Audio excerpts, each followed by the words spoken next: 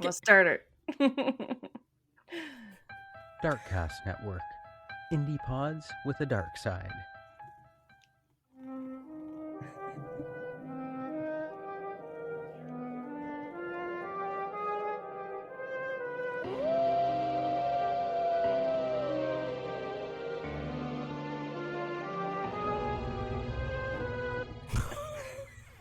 Welcome to Castles and Cryptids, where the castles are haunted, the cryptids are cryptic as fuck, and the cats are laying down by the microphone.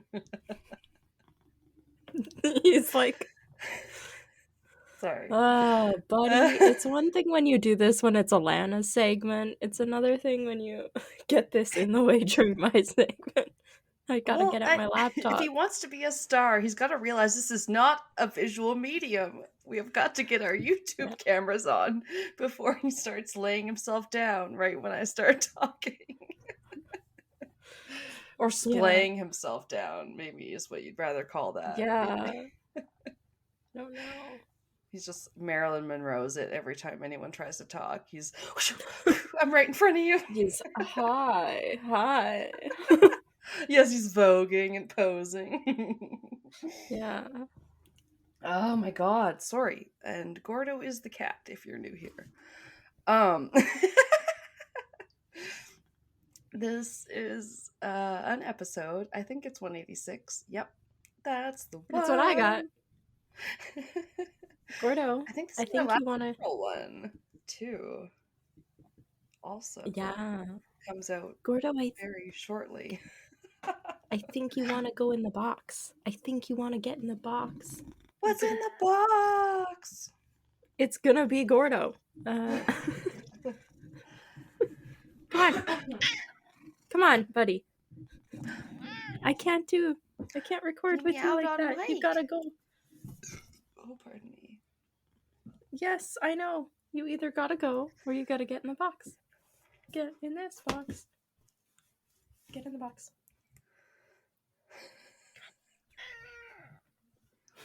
Aww. Buddy, you're gonna get kicked out so early this episode. Come on. You're in the way. There you go.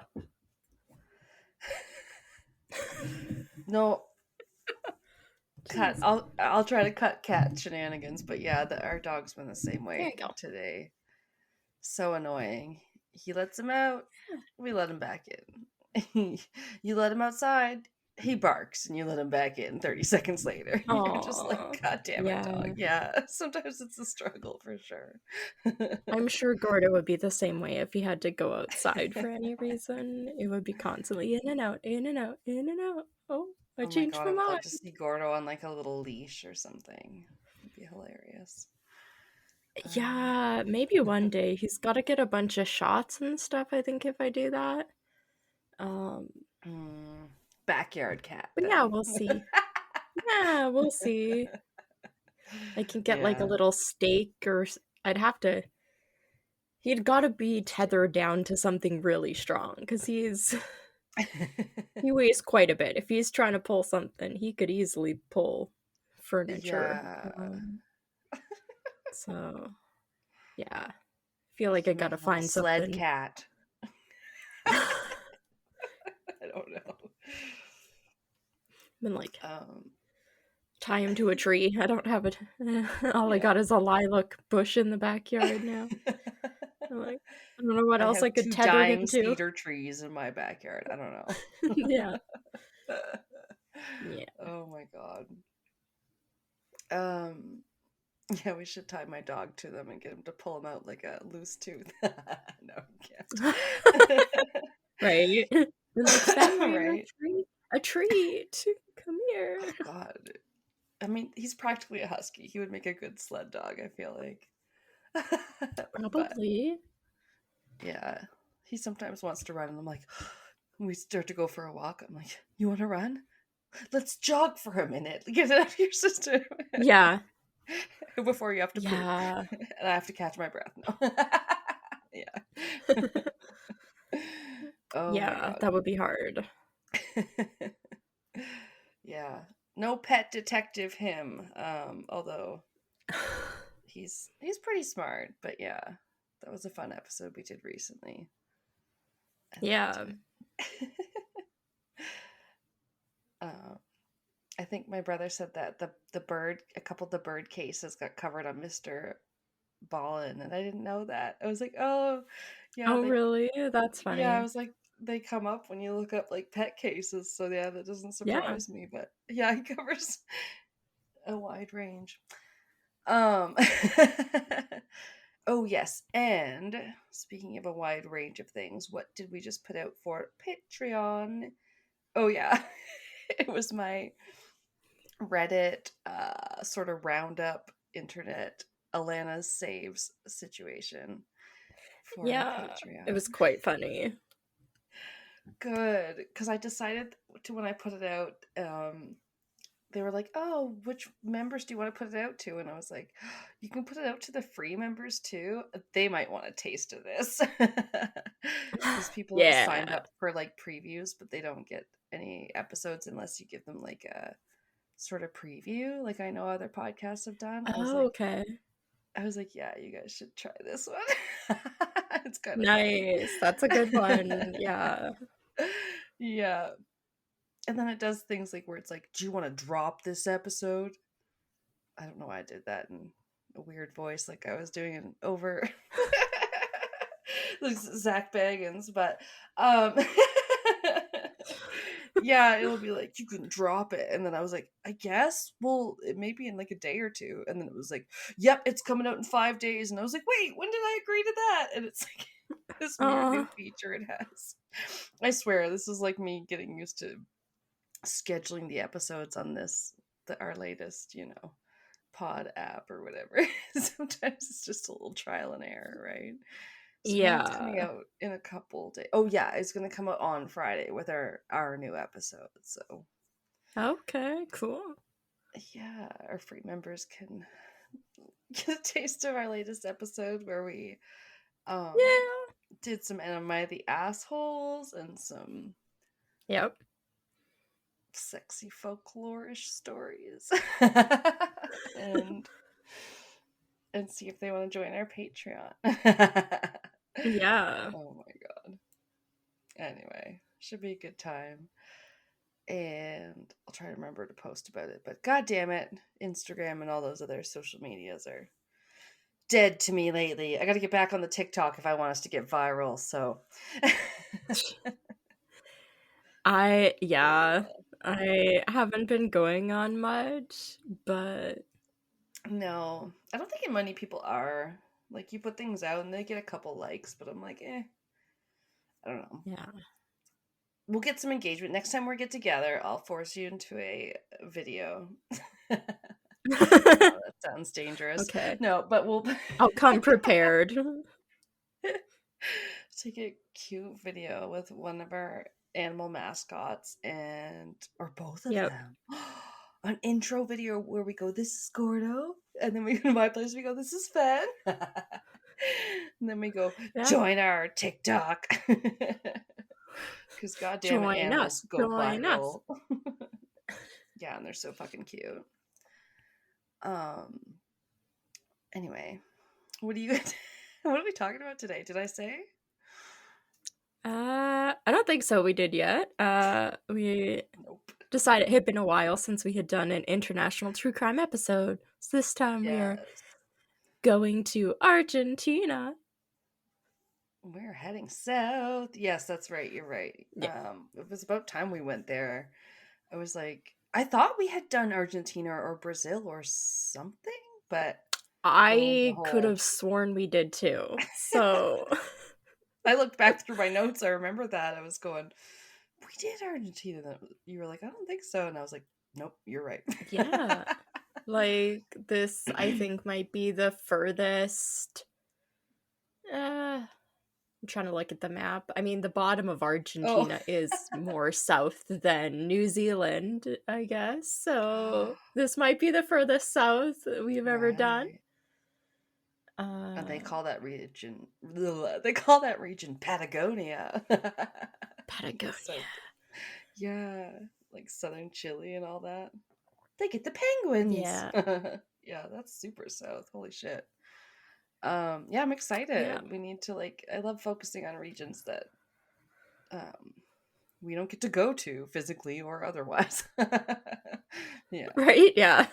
I feel like we learned something somewhere we haven't been, and Where our ancestors aren't even from, because we have done a lot of Europe. Yeah. Yeah. Yeah. Oh man. So yeah, nice to and change things up. oh yeah, and talk about a crime.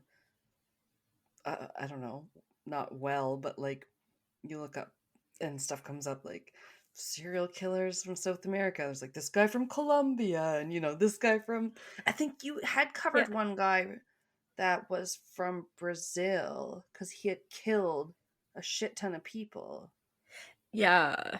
I think he came up. Yeah, he had all these tattoos or whatever, and had killed at least 100 people, maybe more. And I was like, I think Kelsey talked about that dude. I think that was our highest kill count or something episode. Oh yeah. Yeah. The serial killers of the killeriest. Yeah. Yeah. I decided to go a bit of a different route this time. I thought it'd be interesting to do a type of robbery Ooh. instead. Yeah. I thought that might be. And it it just so robbery happened. And I get excited like it's gonna be a heist. I'm sorry. I'm like It is a heist. I love a heist. Yay! I actually darn. So you have the fun one? Oh, maybe we should have had you go last. No, it's okay. Anyway. It's okay. When we edit the episode, we can just swap it. It's truly, and that's why we drink. They start out with M's case, which is always the paranormal, mysterious one, and then goes Christine, who has the true crime, and they go, well, I don't know how we end that. That sucks. Yeah, right. I feel it sometimes with true crime. Yeah, you're just well, anyway, bye. Oh, okay. I'm so excited. Until next time. This one I actually knew about before because there's a Netflix documentary about it, which I talk about at the end. So I actually knew this one. I had thought about covering it for one of our prior episodes, but I decided not to. So then when I looked up robberies in Argentina and it came up, I was like, oh, now I do have to cover this because I never thought to look up robberies. Ooh, smart. Yeah. So I had lots of fun with this, and it made me want to rewatch the documentary, but I didn't get around to it. And yours sounds kind of murderless. It is murderless. It's amazing. Also, if you can still watch the documentary in yours, then you have a leg up, because mine said there was a Netflix one, but I could not find it on the Canadian Netflix. Oh, so that really sucks. Yeah, mine, I remember watching it and just thinking it was so fascinating. Yeah, I was really excited to get to cover it. It is the robbery of the Banco Rio, which is it's one of Argentina's largest banks. And this robbery has also been kind of nicknamed the heist of the century because of all the stuff that goes down. It's kind of... Yeah. I don't want to say fun because it's a bank robbery. It was probably terrifying for the people involved. No, but they had a tendency, especially at the beginning of, I think, the last century, to call everything the crime of the century and that. So I think that totally tracks and is fun. And they didn't know what was to come. It was the crime of the century so far. So it all starts I almost said the morning, the afternoon of, oh my god, I didn't realize it was a Friday the 13th. Oh no. Oh, was that intentional? Oh no. It was January 13th, 2006, so not too long ago. I mean, 19 years now, but it's so sad to say. Oh my god. 19 years now. Yeah. I suppose you're right. Ah,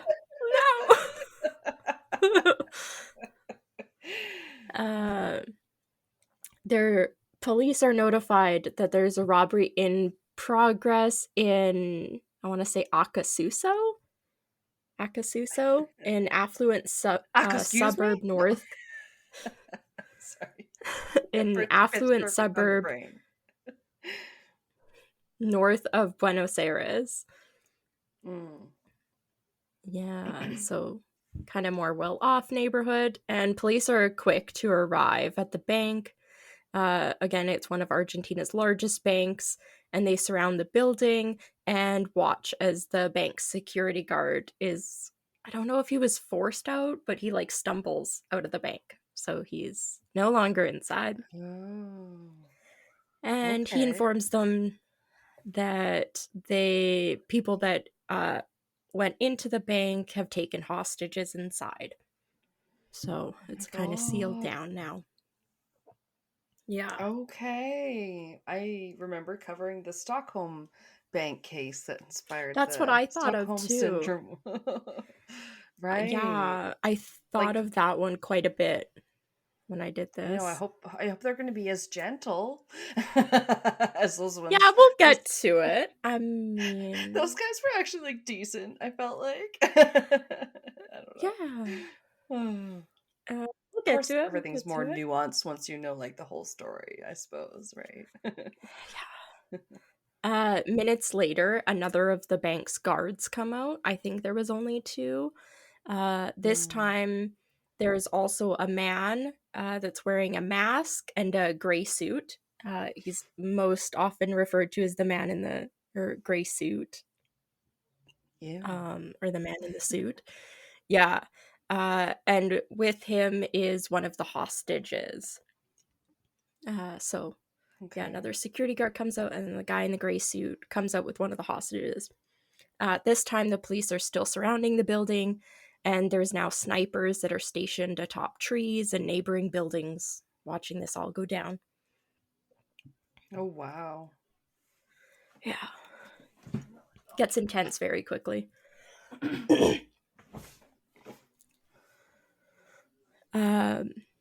The masked man wants to negotiate with the police. He tells them, or the police learn, that there are 5 thieves and there are 23 hostages inside the bank. And the police are in a pretty tough spot. Just 6 years before this, there was a similar bank robbery that involved 3 masked men that had happened. And hostages were actually used as like human shields. And there was a shootout between the police and the robbers that ended up resulting in the death of 2 of the hostages and 1 robber. So kind of really bad situation had unfolded, and this had all been televised, the whole situation on TV, like live, as people were getting shot and the shootout was happening. So it was really bad. And yeah, not good publicity, and it can be like, worst case scenario can be a lot of people dead in these type of situations. Yeah, so that one had the death of 3 people, and it sparked a national scandal, and it was just really bad. So they wanted to do better this time, and as the media began to arrive at the scene and start broadcasting this new robbery happening, police knew that they had to approach things differently. So they really wanted to lean into the negotiations, as opposed to like using force or forcing their way in or anything like that. Okay. So, yeah. This goes on for the next 6 hours. Police are negotiating with the man in the gray suit. I don't know if this whole time he has that poor single hostage with him, because that would suck. And is he still got his tie on with his gray suit? Does he still look impeccable? Yeah. I think I read somewhere too, and I really wish I could have rewatched the documentary, because those ones are always good. I'm sure there was lots of footage of this. Yeah. I don't really remember because it's been like years since I watched it the first time, but I did read in one of the sources that said like during that time, as like kind of goodwill towards the police, they had released 2 of those 23 hostages during that 6 hours. I don't know how true that is. I only saw that in one spot, but okay. The man in the gray suit during this 6 hours is reassuring them that the hostages are uninjured and are being treated well. And eventually he kind of surprises the police by telling them that they're ready to surrender. Just kind of out of nowhere, he's like, hey, we're gonna surrender. Without getting what they were, like, what were they even asking for? I forgot. Who knows? Who fucking knows? Wait, aren't they in a bank already? Oh yeah. Yeah. He's trying to get out. Maybe. With what something involving getting out. So he tells them before they'll surrender, though, they say, quote, bring us some pizzas, bring us some soda, and we'll have a little food and surrender. So that's what the man in the gray suit was. We want to have a little pizza party and then we'll surrender to you. And the cops are like, okay, cool. And they order some pizza. They turn to this song that's like, might as well go for a soda, nobody hurts. Nobody. No. Because I was like, what the fuck are they saying in this song? Also, we don't call it soda, we call it pop. Yeah. Just like some of you northern states do. Yeah. Yeah. Oh my god, that's so funny. Pizza so they party. Yeah. Or were they actually ordering little kids? Because pizza doesn't mean pizza, you know? Deep conspiracy. Pizzagate. Oh my god. No, they were actually ordering pizza. I didn't run across anything that exactly said how the pizza got into the building. I'm assuming the man in the gray suit and the hostage that was with him, like, are the ones that actually took it inside the bank. Okay. But don't have confirmation on that. So the man in the gray suit, the hostage, disappear inside the bank. And afterwards, the police's attempts to make contact with any of them inside the bank are failing. They've been trying multiple times. Because they were supposed to surrender, right? They were just going to eat and surrender, but they're not able to make contact. Nobody's coming outside. It's been 3 hours now, and they're still just waiting for them to come outside. And you just gave them free Pizza. I hope it was yeah. I don't know. I don't know. There is pictures of somebody holding the pizza. Hold on. There's pictures.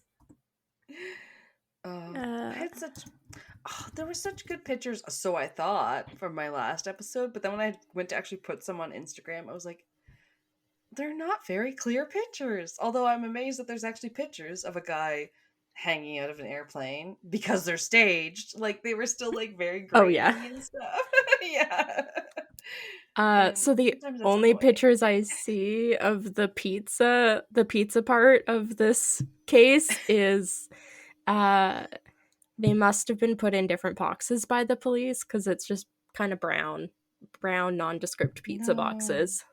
Sorry. Oh no, the plain, there's the plain white boxes. This bank robbery is not sponsored. It's not sponsored. Some really good local pizza, maybe. Probably. I don't know. Are you the camp that, like, even really bad pizza is still good pizza, or are you kind of like, Oh no, I hate barbecue chicken pizza. Ooh, like, same. I don't like donair pizza. I will suffer through a ham and pineapple. See, But donair, I'm an East Coast girl, so I am more partial to that. But yeah, same with the barbecue chicken. Like like hard pass. I love donairs, but for some reason Yeah. I've just never had like a good donair pizza. I find Well, like the mostly the sauce only isn't place you can get right, it from out here is Pizza 73, which is disappointing. yeah. To say the least. Yeah, I just Yeah. don't like it. It's unfortunate, yeah. Yeah. I do like places that do the pesto sauce. You can do like chicken and pesto. Those ones Oh, are good. Yeah. yeah. But the There was barbecue sauce ones, the Alfredo sauce ones, I don't. Nah.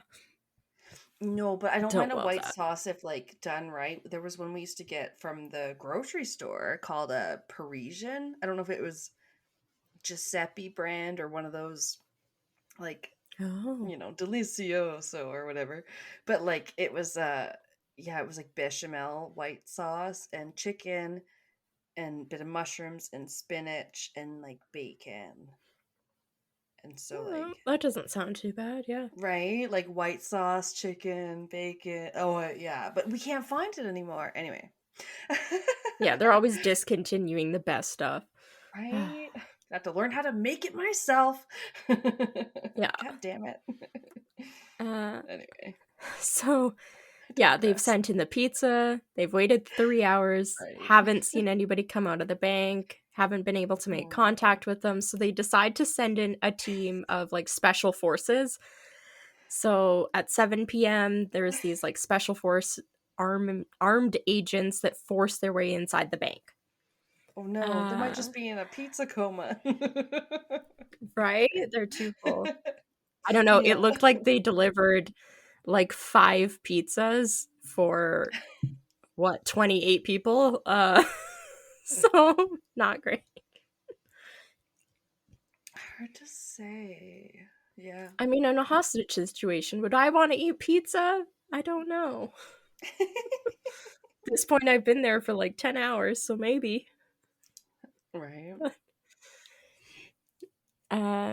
Yeah, so these armed agents, they force their way inside the bank. They find the hostages unharmed and no signs of the robbers, other than a note, which I don't really understand the note.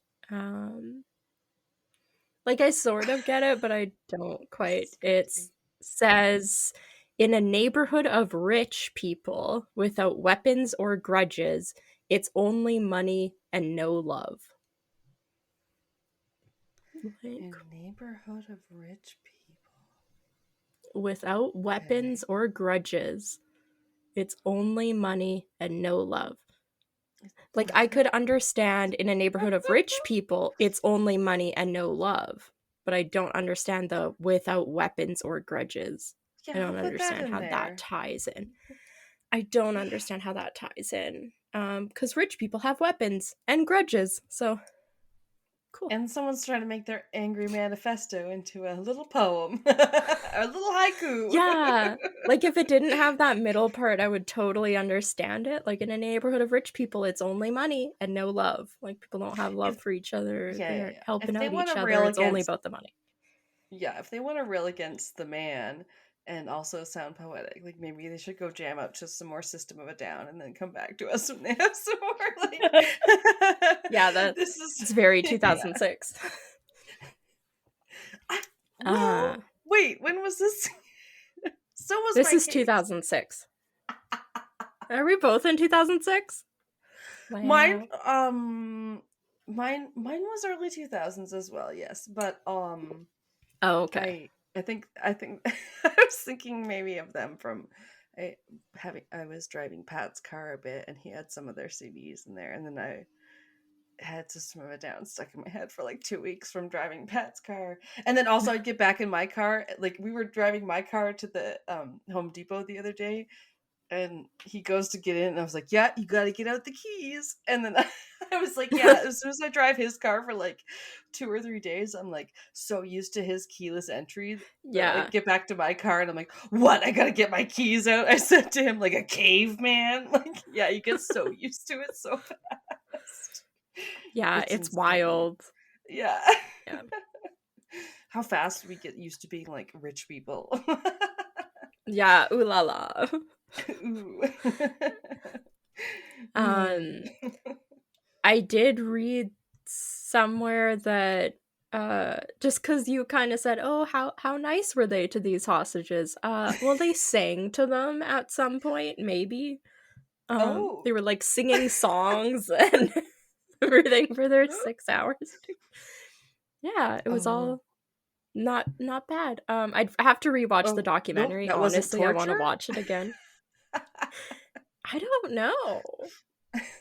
Bad singing. Blasted in your ears. Yeah. Or just Zazu in The Lion King. I've got a lovely bunch of coconuts in his little dog prison. Yeah. Sorry, deep that's cut cute. to my childhood.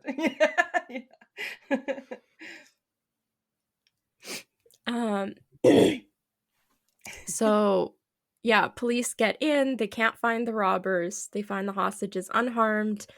Overall, these 5 robbers had somehow broke into and cleaned out 143. Some things said safes, but it was more like safety deposit boxes. Right. So the ones that are like in the wall. Yeah, that makes sense. Yeah, they had broken into 143 of these and made off with an estimated $19 million. Dang. But how had they done it? Because where did they go? I watched Logan Lucky. I don't know. They put some gummy bears in a baggie. No peeking. Oh Yeah. my god, Daniel fucking Craig in that role. Oh, so funny. Love that movie. Ocean's 7-Eleven. Heist movie. Ocean's 7-Eleven? Come on. Hilarious. All the way. All the way. Yeah. So police began systematically sweeping every corner of the bank, but no signs of the robbers or their escape were found. The windows were all inspected and found to be intact. The 2 exits that they could have used had been covered by patrolling police the entire time. So where had these 5 robbers disappeared to? Oh no. I don't know. Did they use Mario mustaches? Like the other? Oh my. That's such a callback to the Isabella Stewart Gardner, whatever. I thought of that one too when I was doing this case. I was like, man, I love heists. I think about that one because then Ressa and my mom went there, and then they like got me a magnet from that place, and now I remember it fondly as a case you covered, and a place that we could go to if we actually. I would love to go there, except I'd be like the one. I'd be like part of the tour and be like, yeah. So the art's so cool, but like, tell me everything you know. Show me all the secret passageways.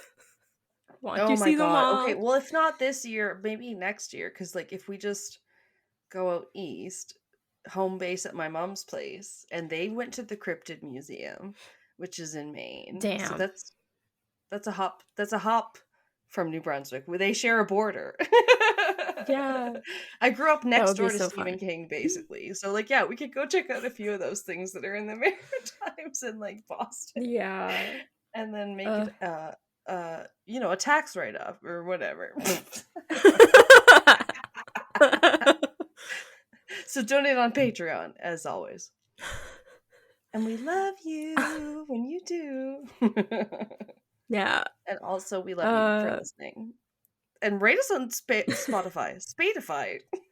Spadify. Shush. Okay. I also can't say dyslexia, remember? Nope. That was what I said on Patreon. And then I was editing it, and I was like, oh god, that's right. I was like, oh, the foreshadowing of dyslexia. It was. I was like, that's so funny. Wish for more wishes? No, I'll wish for more dicks. Yeah, that was a good episode. So sorry. All right, back to this. All right. This captivating caper. Nice alliteration. A few days after the robbery, I think the bank had opened again, or maybe they were still investigating, but it was one of the bank employees that notifies the police that they had found beneath, that they had found a hole that was hidden underneath a piece of furniture. Oh my god, this is a cartoon. Okay. It is. The robbers had covered their tracks, so they like uncover the hole. I'm sure you could smell it, but they have poured liters and liters of chlorine down this tunnel that they had used.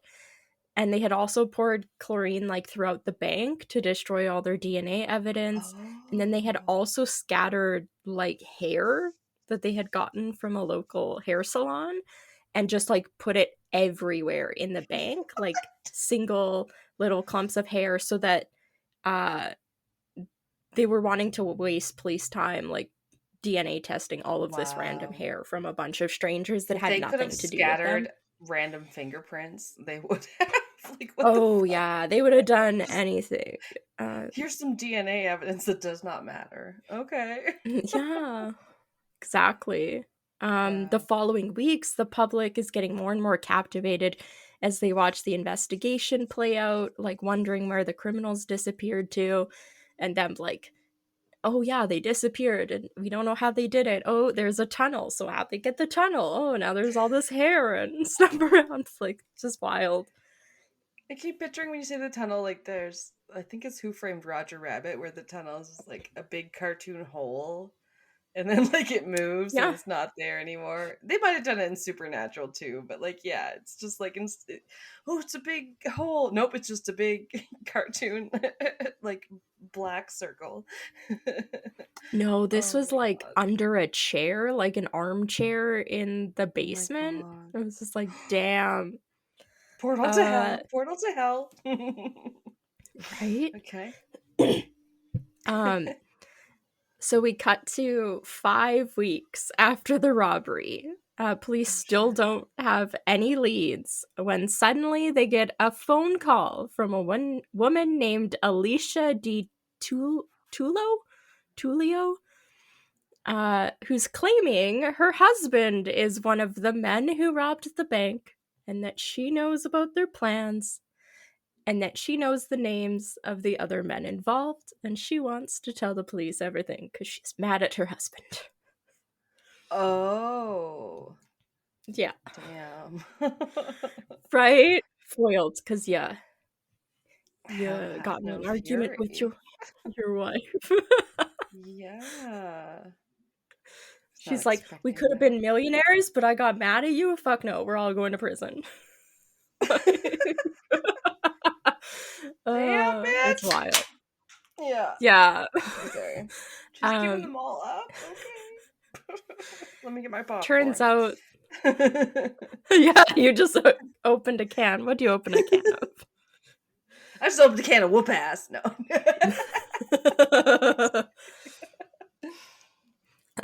Turns out that the robbers had been meticulously planning this, the heist of the century, they call it, for several years. Right. Just like something out of an Ocean's 11 movie. Ocean's 100 years later. Yeah. I think I Googled it and it said that the first Ocean's movie came out in 2001 and this happened in 2006. So inspired by. Yeah. Somebody contact Steven Soderbergh and find out if he knows about this case. God, I love those movies. Even though I didn't know that's who the director was. I just enjoy them for enjoying them.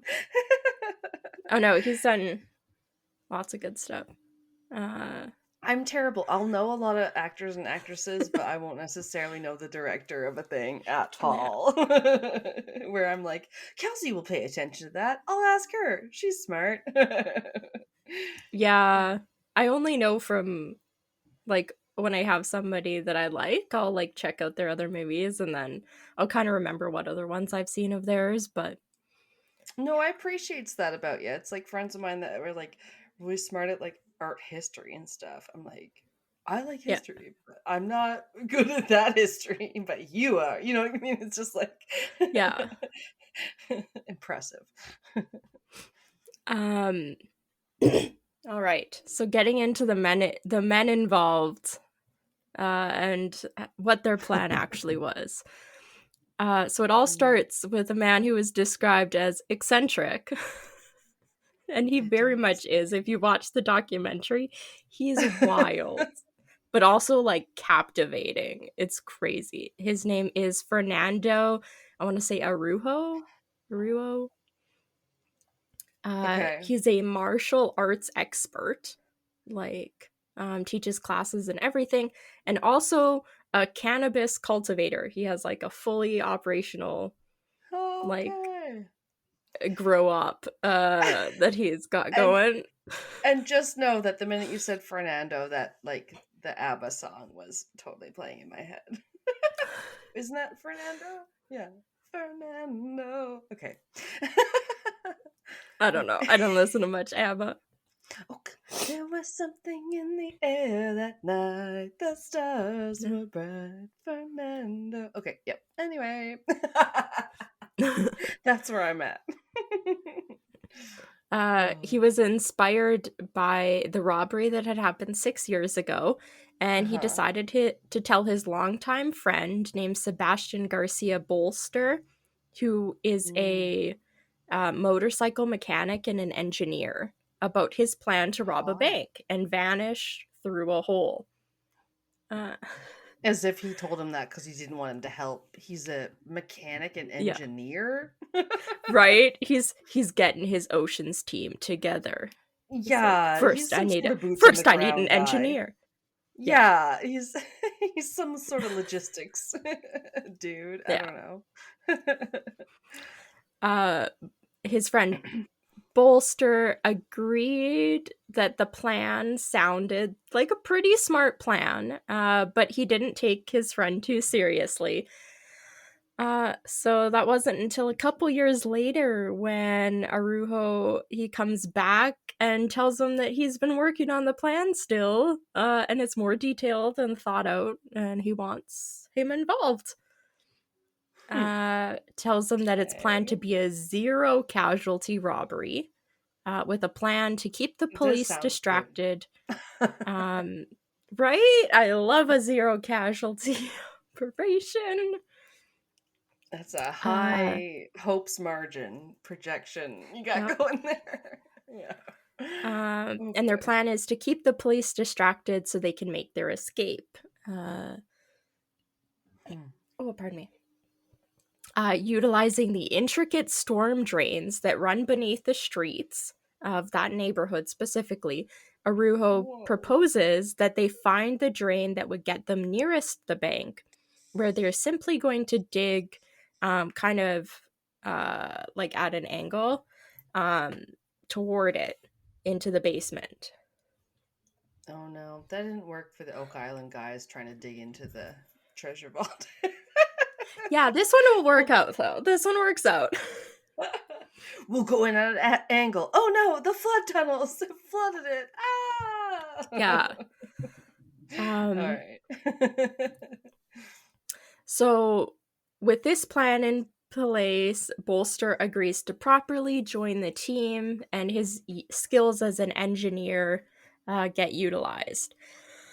Together, I'm not sure who of the two of them knew this gentleman, but they bring in these two men who are experienced bank robbers. There's Louis Mario Vitet Salon. Luigi Who is Mario. Luigi Mario. No. Louis, his name is Waluigi. He becomes the police negotiator, so that's like his designated role. He becomes the man in the gray suit. And then, yeah, like he knew from the get-go he was going to be outside with the police for 6 hours negotiating. That was his role. And yeah, he's played by Keanu Reeves in the movie adaptation. That does not exist yet. No. There is actually a movie adaptation. Oh, really? But it said it was like kind of a dark comedy, and I started watching the trailer and I was like, oh, this is all like way older actors than like these people are, and they kind of played them like bumbling kind of like idiots. And because I was watching a clip that's of something, probably and I was rough like, if you know the true oh story. no. I was like, Sorry, oh no, yeah. thank you. Even though I recognized one of the actors, I was like, oh no, thank you. Damn. My case, I was like, looked it up, and it was based on a story on a wait. Oh Nope. Maybe I'm thinking of. No, there was something based on my case, but it was weird. The book I was listening to, I got one of the books I got from the library recently was only on audiobook, and then I looked it up again. I'm like, what the fuck am I listening to? And then it was like, oh, this story also went on to become a movie called Infinite with Mark Wahlberg, and I was like, did it? Like it's called because the book's lying? called The Reincarnationist Papers, so that's a different name. Like, first of all, you know what I mean? So I was like, oh, have I seen that movie? I wouldn't know. It's probably gone completely out of my head, like almost every other movie we watch, because we watch so many. Anyway, I digress. I'm sorry. Yeah, so that guy becomes the man in the gray suit, and then they add Ruben Alberto Della Torre, who goes by Beto or Beto, so I'm gonna call him Beto. Okay. So he's like kind of the more like the muscle kind of the more physical guy. He's gonna help control the hostages, keep everybody calm, all that deal. Good luck. Yeah, they add after a little bit of time, they add this guy Julian Zalochavera. I'm so sorry, as their getaway driver, which I haven't gotten to yet. I'm sorry, but they have a getaway driver. Okay, well, that's and then, smart. Two more people that I don't have the name for, but they went by the doc, like doctor. In the documentary, they say that the doc is said to be a lawyer and a sophisticated thief. So this guy's pretty smart. And they also add the kid, who served as additional muscle. And like, oh, okay. Crowd control. Okay, so those are our main players. Arujo even posed as an architecture student so that he could call the Public Works Agency to get insider info on how the ground that surrounds the bank would handle tunnels being dug. Oh, he did his due diligence. Mm-hmm. You have that sounded very Ocean's 11 to me. Yeah, it's like sounded very Ocean's 11 to me. Like, disguise, I'm going to Public Works to get the blueprint of the office. Oh yeah, years. They worked on this for years. No, I'm not kidding. When I was like, oh, they were giving out willow like tree sprout things at work, and then it was like, well, I can plant that, can I? And it was like, if you want to plant something, you should probably check it out with your city, like, planning or council or whatever it is. And you're just like, can I gotta find out where your gotta find out where your water lines are and stuff on your property. Yeah, it turns out that thing didn't live long enough for it to matter. Oh no.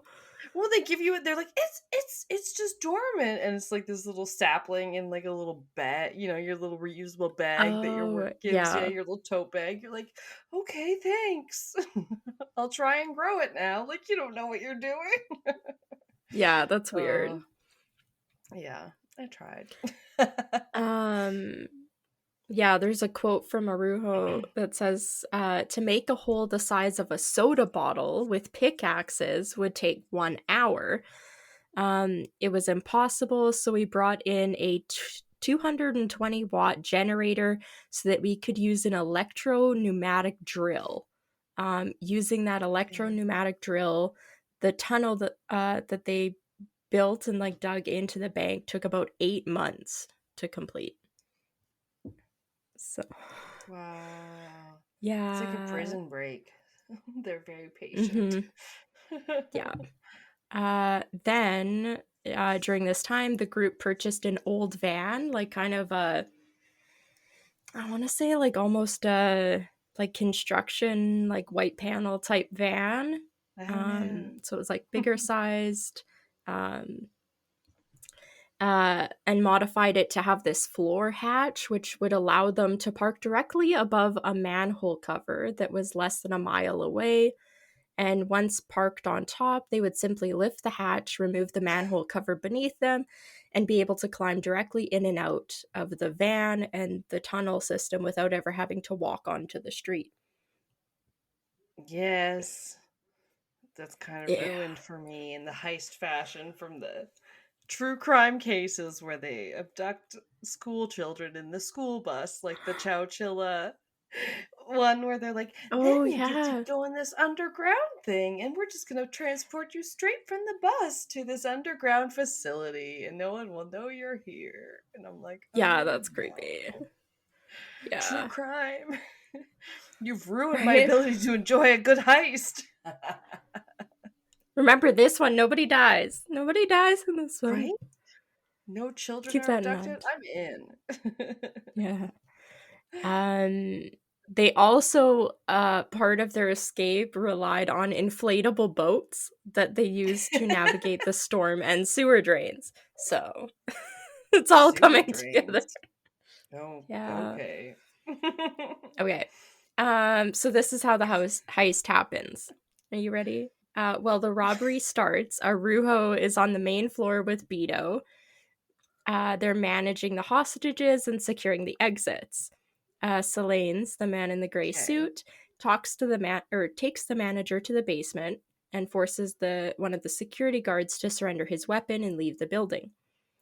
Afterwards, Selene's and the one hostage, after Selene went outside, he had put on a fake mustache, a yarmulke, and glasses, and began negotiating with police. Like, a fake mustache! And I was like, oh, there is a fake mustache. Just you wait. And a yarmulke. So if he's going to put on some more fake hair, if you're going to go Jewish, you might as well put the Jerry curls. He did put on, it looked like a wig, and then the yarmulke, and then he put on, like, reading glasses and a fake mustache. It's honestly hilarious. Yeah. They're curls, though, Kelsey. It's just like some of those Orthodox Jews, they have ringlets to rival yours. Yeah. You can see them getting the fake curls or something. Drop the curly hair routine. Yeah. So he goes outside with whoever his hostage is, and he begins negotiating with the police. During this time, Bolster, the engineer and motorcycle mechanic, he's in the basement using a special cannon that they had modified to be handheld to shoot at the safety deposit box locks to open. So he's just shooting a cannon at the locks. This is a cartoon. It's wild. It's so wild. Yeah, he had designed this, like, because he's a fucking engineer, as the quickest and most efficient way to break the locks on the safety deposit boxes as quickly as possible. He's really using that genius for good. It's crazy. These people are insane, and I loved it.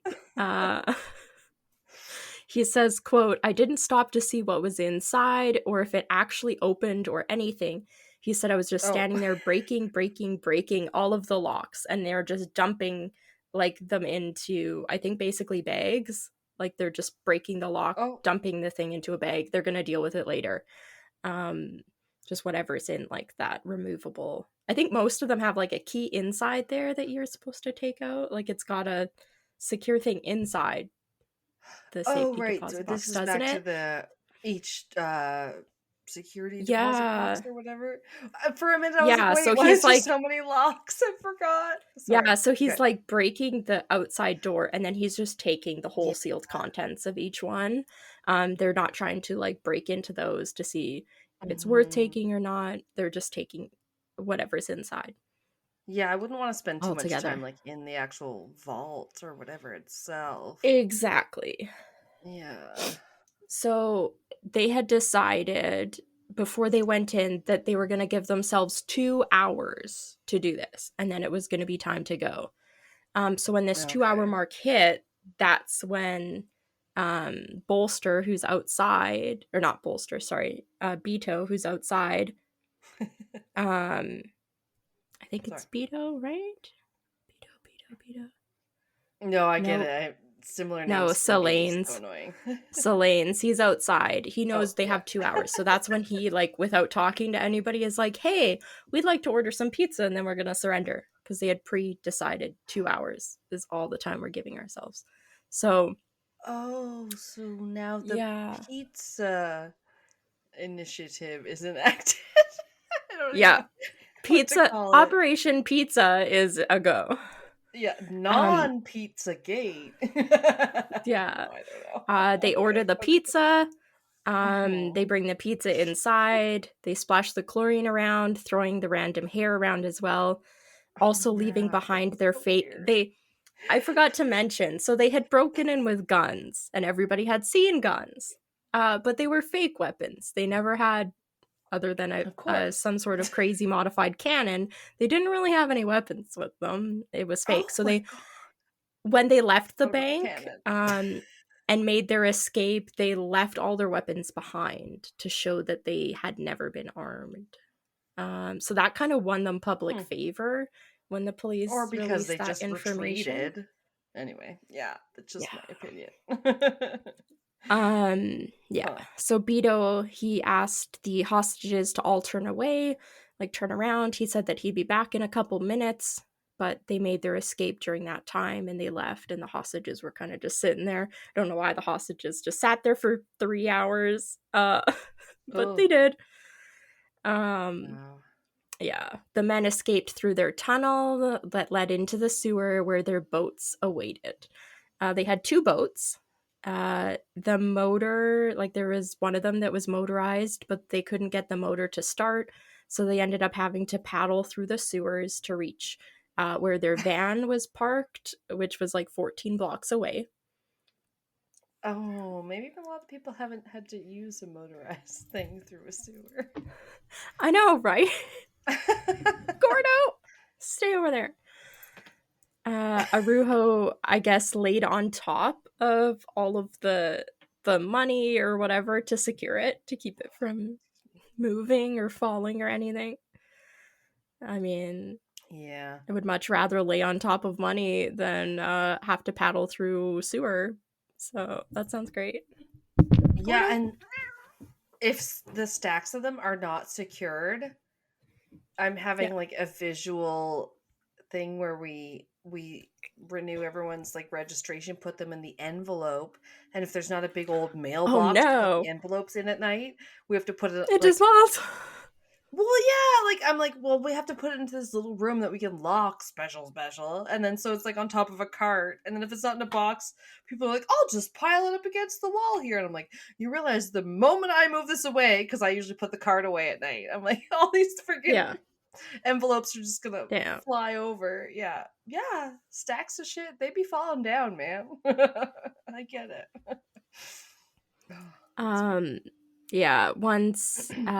So they find their spot that's under the van. They got their getaway driver sitting in the van waiting for them. I think they had even blocked it off. He was wearing like a construction vest.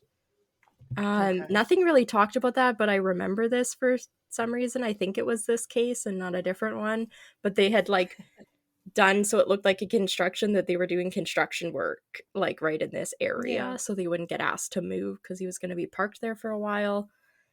No. Those are the kind of good like disguises that people will kind of ignore you in. I feel like, yeah, right. for sure. So they climb into the van from the sewers, and once in the van, they drive to their safe house that they had predetermined.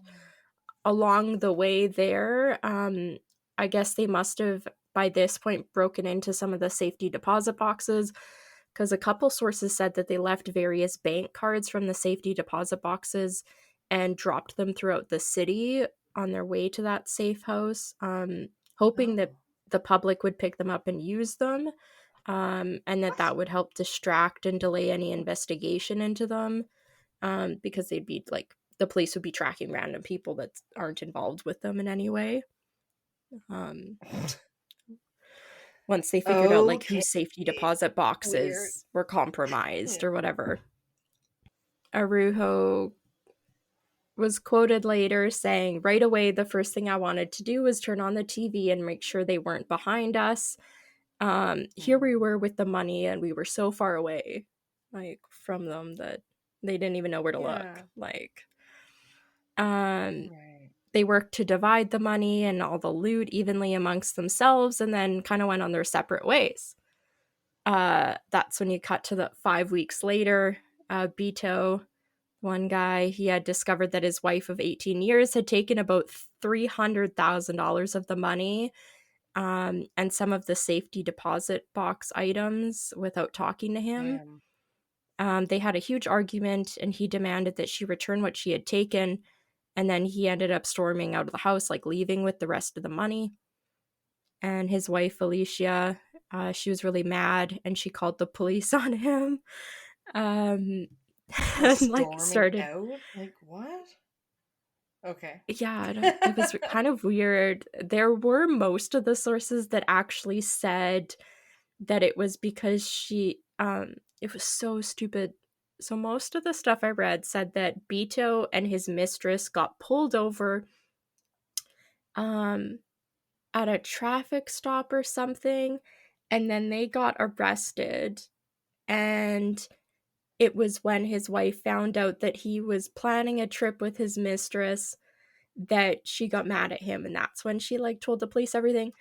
But I found a source that was like one of their lawyers or something that literally said, or the prosecutor's lawyer or something in the like trial that happens later on, that was like, nah, it was because of the money. There was nothing about an affair. So yeah, I thought that was more. Yeah. I feel like he's like, but he did say, couple knows. Yeah, he did say it kind of gets blamed on an affair a lot, but he that's not his understanding of what happened. So as this is going down, they kind of get word that Beto's wife is like gonna turn them in. Selene's the guy in the gray suit. He recalls the other guy mentioned, the doc, calling him and frantically saying that Del Tor's wife is gonna turn us all in soon, and she's asking for us to each pay her $300,000, and if we won't, she's gonna give us up. Selene's then replies to the doc that she can go fuck herself, and then I'm not giving her a thing, and let Beto fix all of this with her and leave me out of it. Well, you can see how this turns out. They all get arrested. They all get turned straight in. Up extortion. Yeah, like, what are you doing? Yeah, she's just one person, like, going after all these like guys. I don't know. Yeah, it was like, because she remembered, she knew who they were because they had been partially planning it in the couple's garage, I guess. So she's like, oh yeah, I know all these guys, they planned the heist in the garage, and I overheard some of it. So yeah, I mean, but then your evidence is the evidence that makes you culpable too. Like, yeah, exactly. You were there. Yep. Mm-hmm. Yep. Oh my god. I don't know why. So this was in like 2006, but it wasn't until 2010 that they had their sentences that happened. So Beto was sentenced to 15 years. Araujo, the mastermind behind it all, was given 14 years. Oh my god. The Zalo Chavarria, Oh my god, I'm so sorry. Nailed He it. got 10 years. This is the hardest. It's so many repeated letters. And a lot of Bolster. names, even in Spanish and stuff in general. Yeah. Yeah. Bolster got 9 years. Celine, he received Celine 14 Dion. years. I'm just kidding. No, this is spelled so different. Oh, okay. No, I think there's like a famous Latina Selena singer. Nope. Now I'm gonna sound like a dick. Celine? Yep. Celine. Yeah. Yeah, she might be also. Yeah, she was killed by a super fan, wasn't she? Oh, probably, yeah. Yeah. I hear Celine, and I think it's spelled like Celine Dion. Because some sort of ingrained East Coast Canadian pride or something. I don't know. No. Yeah, so he received 14 years, but that wasn't just for the robbery, but they also threw in some miscellaneous crimes that he had been connected to previously, so he kind of got like a grouped trial. Yeah, so they charged him with some of his prior stuff that they hadn't located him for before. Interestingly though, right? Yeah. 2 for 1 special. We're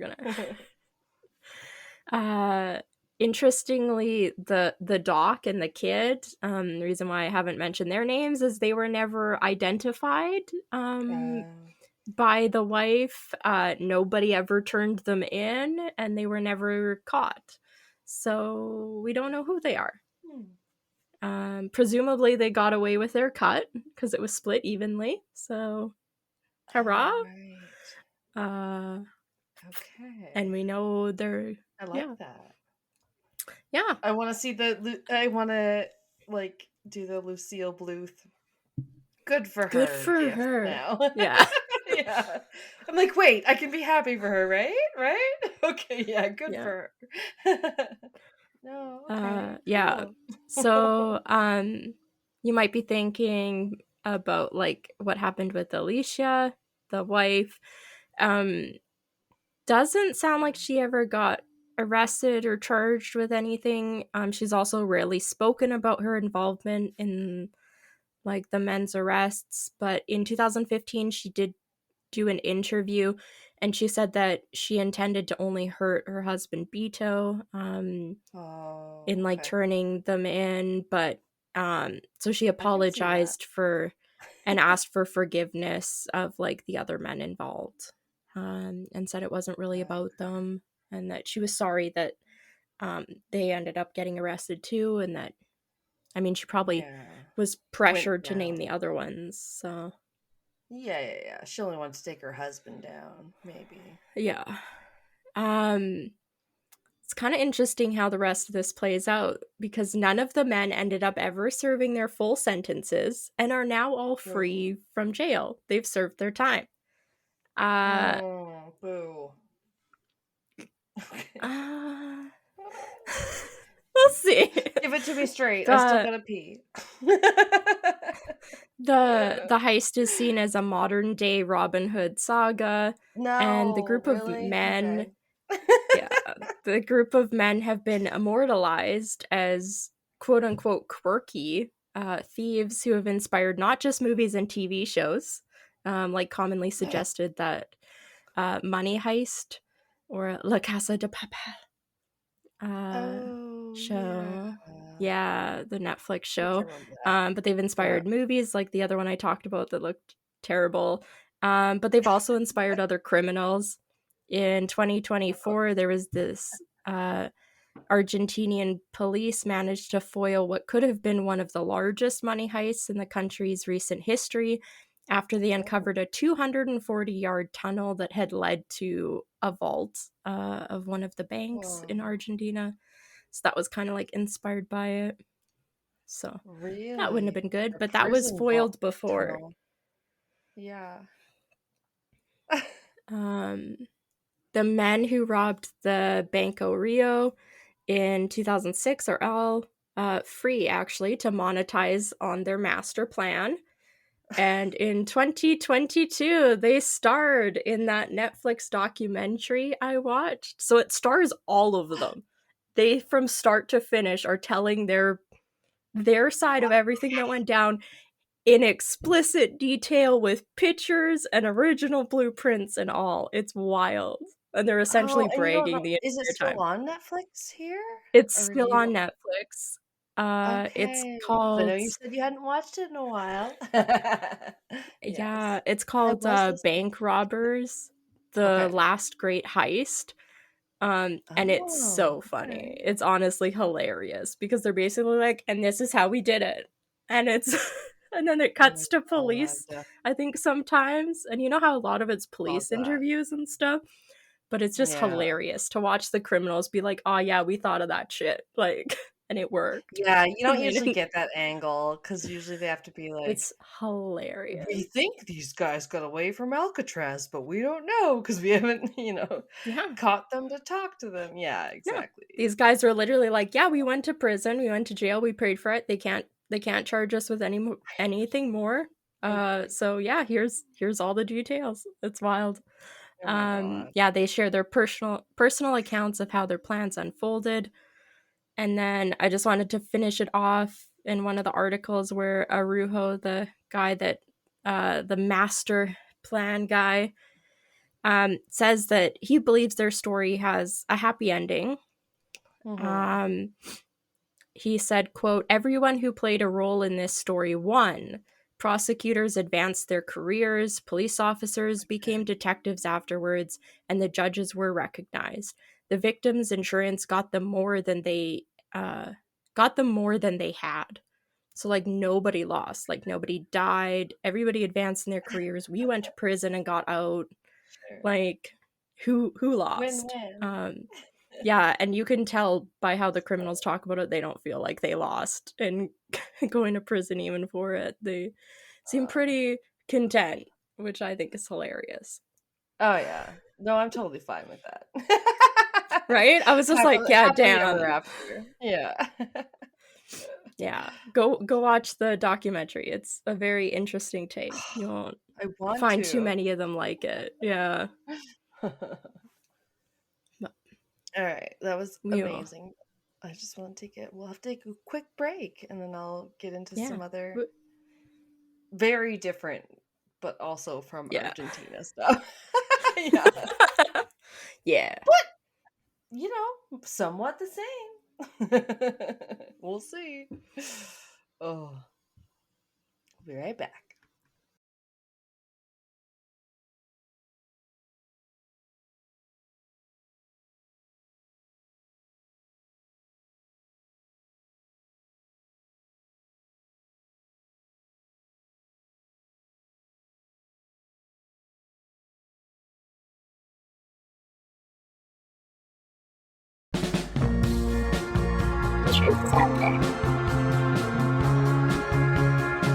I'm Ted. I'm JJ. And we're here to tell you about our show, Conspiring to Argue. I like it. That is not relevant. What do we do on the show? Well, on our podcast, what we do is take conspiracy theories and either Ted or myself will argue about if the conspiracy is real or not. Yep. And sometimes the conspiracies are silly. Sometimes they're, in the pantheon of the greatest conspiracies of all time. It's a mixed bag. Sometimes they're about aliens. So check us out wherever you listen to podcasts. Sometimes they're about murder.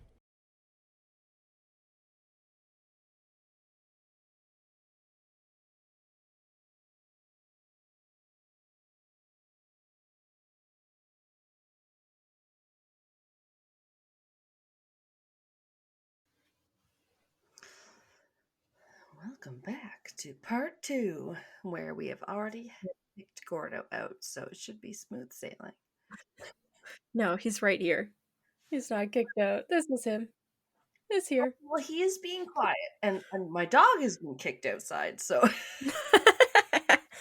One of our pets has been evicted. we're at least down an animal, yeah. Yeah. Ugh.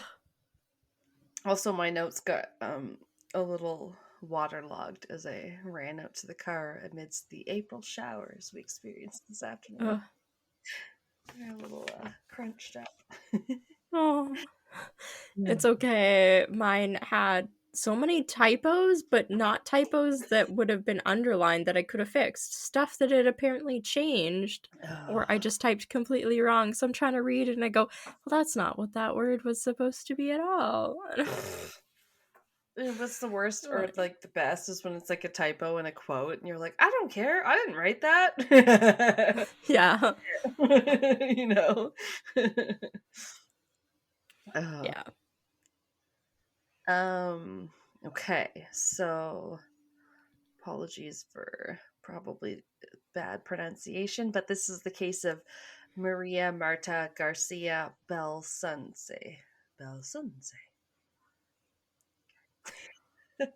I don't know. I hadn't heard of it though.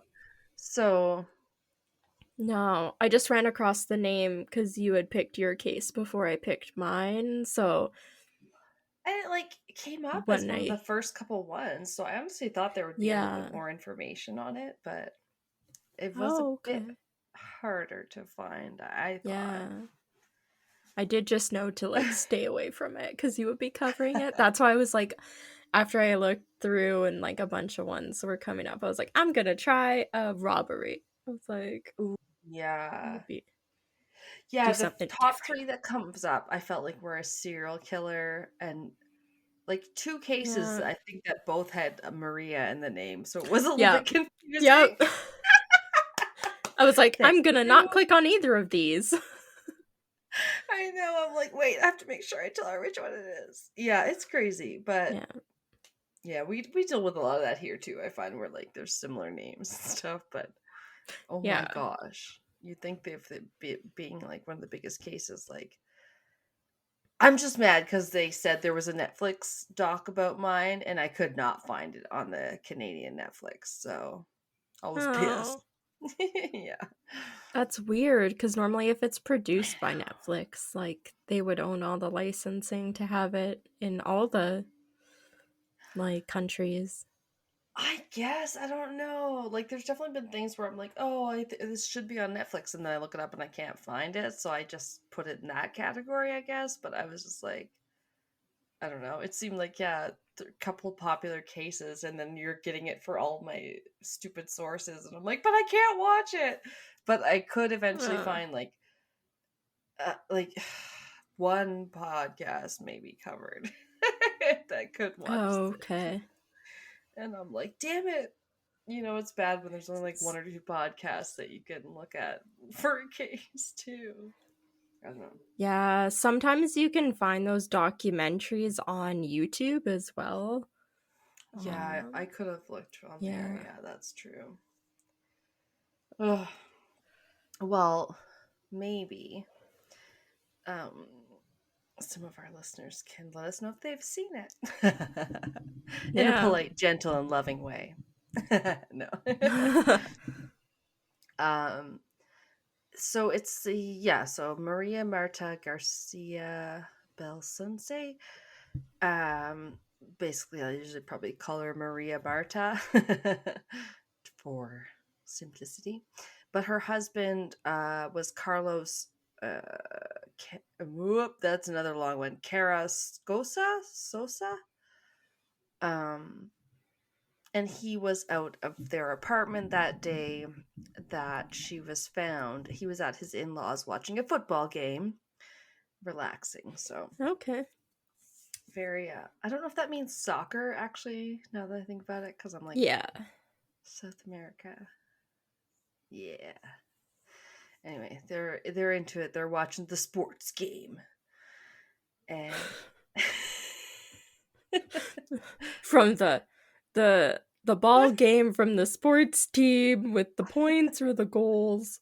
I know, I'm channeling Mitchell from Modern Family.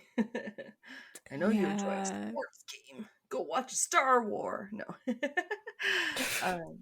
And they love football there. Yeah. Like, it's a huge deal. Like, we think our viewership of freaking like the Super Bowl is big, but that's like Tuesday night football or soccer game for like Argentina, Brazil. Europe's also huge into soccer. Like, it's wild. I know. I don't get it, but I get it. Sometimes Pat goes crazy for his hockey, like tonight when he couldn't get the channel on. And then I'm like, oh, you're a stereotypical Canadian trying to watch your hockey now.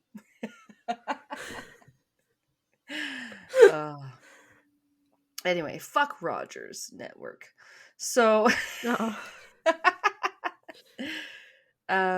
yes, this day, the football day in question, a good old Sunday or whatever, this Carlos Caracosa, or however you say his last name, was at his in-laws watching football, and it's an October day in 2002.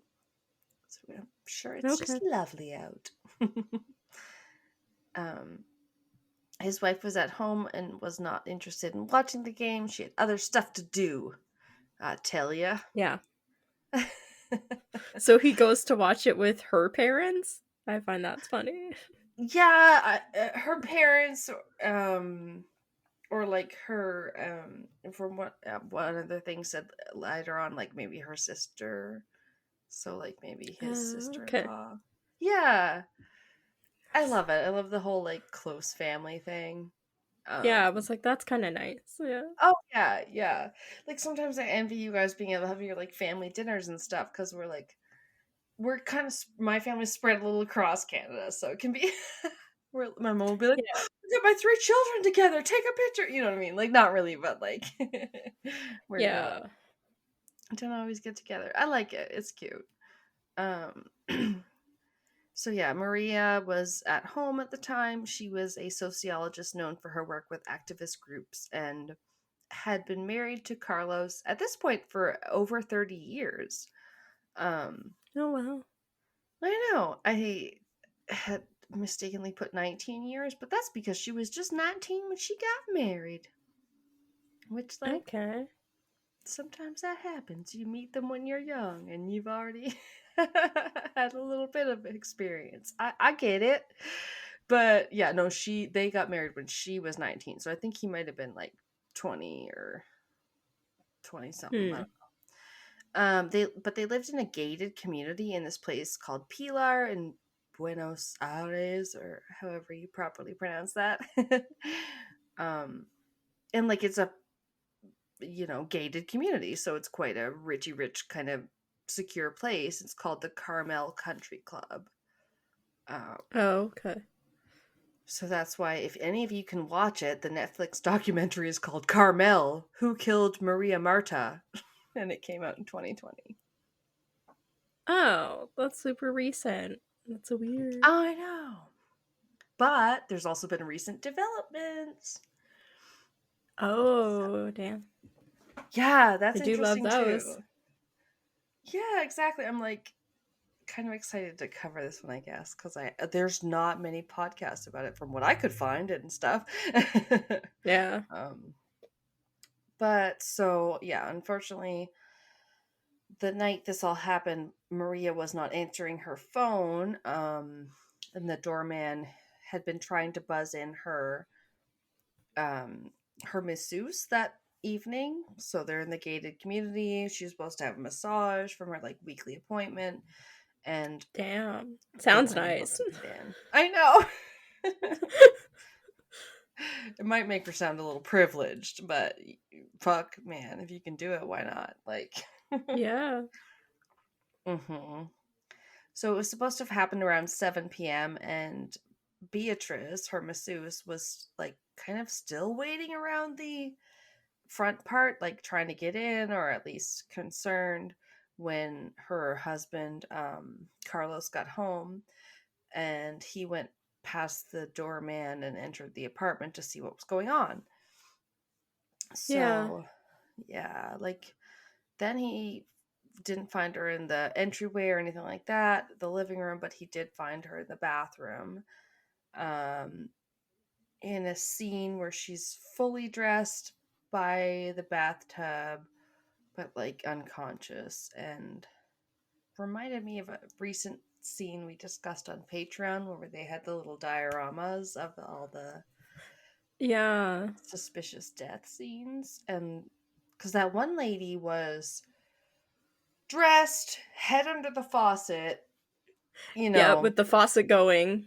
Yeah. Like waterboarding style. Bathtub was not plugged. It wasn't like she drowned in the bathtub from bathtub being plugged. And that one, it was like someone had put her face like upturned under the faucet or something. Like, it's just like, there's a lot to be said for the context and how you find people in these ones. And that's what that whole segment was about, was how they use those little dioramas to teach people, obviously. But it really recalled that to me because she had her clothes on and like, but was still found. In this case, I think it was plugged, the bathtub. There was a lot of water pooled around. So it might have seemed like she'd been like accidentally drowned, but there was a lot of blood as well. And if she was supposed to have a massage, why would she be like having a bath? Exactly, that's true too. Yeah, like kind of seems normal but not. So that's kind of the setup, and then who she was a little bit more was just how like she was born April 24th in 1952 to an upper class family. From what I could find, again, some sources sometimes differ, and that's so annoying, but her dad, I guess, was named Adolfo Garcia Belsunce, and they kept saying he was a well-known jurist. So I don't know why you would be well known for being like on a jury, but every source said he was a well-known jurist. Does that mean something different that we don't know about? Is he like, did he become the people's juror? A decision on a jury? Not like, I did not look into it further because I was already having a hard enough time piecing together this case, to be perfectly honest with you, but like, I don't know, it's a little weird to me too. Yeah. He's really good at being a jury of your peers. Yeah, I mean, he's been called to jury duty twice. Or served on like a big case, like the equivalent of the O.J. Simpson trial. Like, I don't know. I feel like they called this one the crime of the century, which was like, when you like, there's just the cases. Like, you said something about that, and I just like, oh, do they call everything the something of the century? Mine was the heist of the century.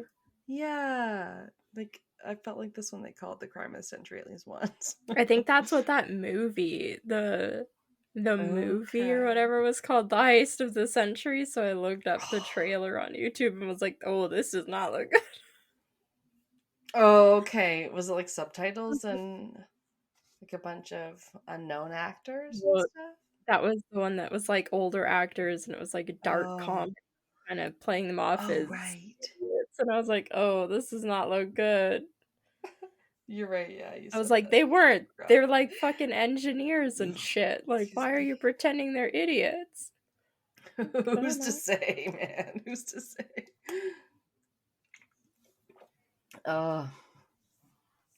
So so they lived in a gated community. Yes, privilege. She was supposed to have her massage appointment. I guess that's where we got to, right? Yeah.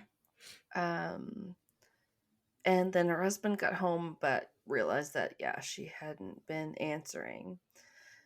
Went to the bathroom and found her fully dressed, and unfortunately it did seem to be too late for Maria at this time. Whether or not they had like 911 or something that direct was unclear to me, but eventually, or at least a doctor or two arrived, as far as I know, who did pronounce her dead, unfortunately. No surprise to us in this setting, though, but like, they were like, oh, okay, so is this just, it's tragic accident because maybe she hit her head on the faucet as she was running her bath or whatever. But there was some doubt for sure. Sorry, I guess I forgot we got to the well-known jurist part about the parents. All we know about her mother was her name, Luz Maria Blanca Luisa Gallup. We don't know if she's a well-known jurist or not, because who cares about women, right? Oh no. Alana's getting heated. All salty. No, but it's cool to know that this Maria, like, had some good causes. That she devoted her adult life to her career in social causes. She worked with the Missing Children Argentina and maybe was like a senior executive on that board. Like she was up there. Nice. Yeah, and something like, I don't know, maybe I'm supposed to know what an NGO is, but something called the NGO Red Social. So are those like maybe more like a, I don't know what's called, like a nonprofit thing or something? Maybe. Hopefully. Because I think she had money from her family, so who knows. But I do know she kind of married Carlos a little bit early. She was about 19. I think he was a few years older. But they did have a great relationship, although they had no kids, and he was working as a stockbroker. Okay. Both got nice jobs, but they seem to... Yeah. I mean, sounds like she's still working for good causes, which is nice. I know, like, it's the kind of people that you're always like, why are they always in true crime things? Not for killing people. No, it kind of reminds me, I can't remember what country it was, but it was one of our other international ones, I'm sure, and it was that civil rights lawyer that I talked about that got killed in her office, and they said it looked like a stage, maybe, yeah, and they said it looked like a suicide or something, but they're like, well, like, this is bizarre. That's what I'm kind of feeling with your case right now. I'm like, damn, no, like, people working for good causes and just trying to help people out, and then getting put down by corrupt systems. Yes, I feel like you're exactly on the right track for what I think this one is too. Yes, Gordo agrees. If you heard him, he just said, "Yeah." Okay, I kind of did, and then I wasn't sure. You said, "Yeah." Gordo went, "Meow." Can you say yeah? Can you say yeah, Gordo? Yeah, they did do a Simpsons. Yeah. Oh, I didn't think he was going to do it.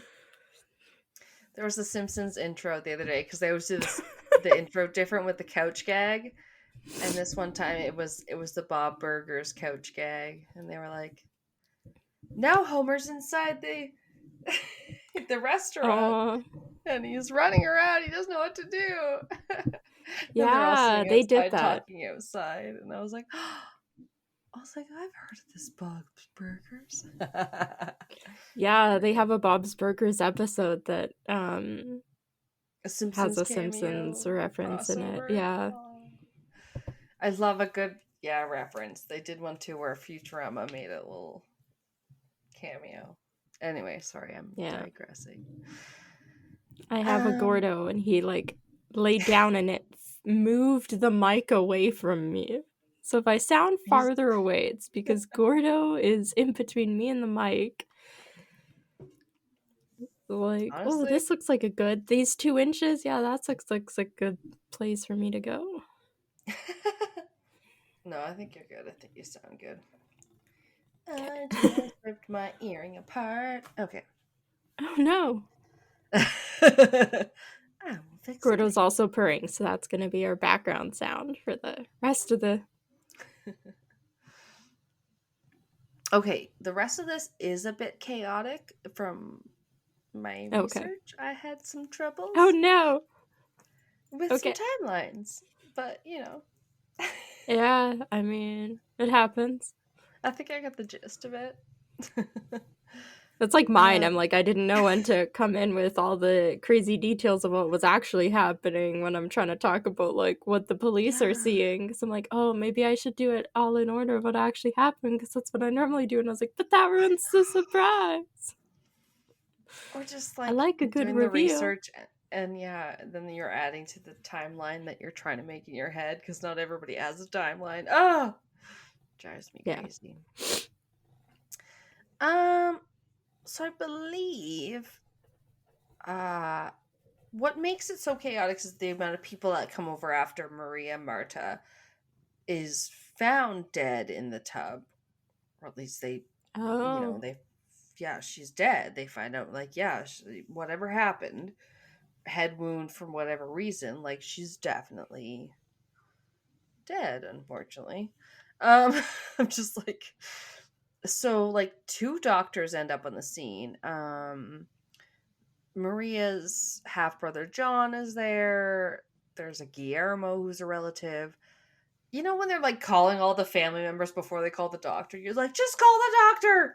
Like, I don't know if they had 911 exactly, but, like, eventually, doctors are on the scene. But also because he was there, and one of the first 2 people that were there was Carlos and the masseuse that was supposed to be there to see Maria, Beatrice.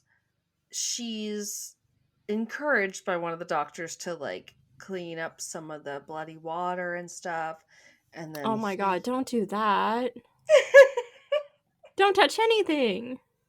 I don't even know what to say to you. Mop it up, is John Mulaney. You're a masseuse. Why are you cleaning? But the doctor is telling her, and he's also cleaning Maria's face and saying that she's dead, and it's like, what can we do? It was an accident. You know, that's kind of the vibe. You can investigate. Right, it's been 5 seconds. Well, you know, because we're talking about it on a true crime podcast. But yes, it's very sketch. You're not wrong. Yeah. Yeah. I don't know. That's why I feel like bad, and I wished I could have watched the documentary. Because the best I could do was listen to the one podcast that I don't usually listen to that apparently was able to listen to the documentary. Anyway. So there was some definite, like, disturbance, I would say, of the crime scene afterwards because of the cleaning and stuff. Yeah. And then also that they kind of, like, he was just with some of her in-laws, right? But then he calls some of their other family to come over, and it's kind of like they have almost like an impromptu vigil or a wake for her. Like, oh, she's dead now. Let's all, like... Well, she's still in the bathtub? It's very quick. Fuck? I will not lie to you. It seems like they're all wild like, to very me. quick about this. Oh my god. I don't know. I know you got the vigil thing when you're, like, practicing Jewish and you cover your mirrors and you sit Shiva for like a week and you guys don't do much and apparently you don't even have to have sex. But I don't know. This seemed like an impromptu, like, let's find out what's going on. And then there was some business where they seemed like they really wanted to have the funeral fast and tried to obtain a death certificate the very night that she expired. But it was a Sunday. Yeah. That's crazy. I know. It does seem weird because it does seem like fast. And they're like trying to get it done on a Sunday where there hasn't been an autopsy or a medical examiner's report. And so they drive like to the bigger accident. City. Yeah. I'd be like, what? I know. I get it. Just it's not a good look. But it's weird too, right? Because he was out with the in-laws and he just knocked over the mic, but I caught it midair before it fell. I did hear the thunk. Just stood up and the mic went whoop. Buddy, there's not enough room for you to be like this. I'm sorry you don't want to hear the rest of this, Gordo. You little bugger. Trying to hold you down. Stop moving.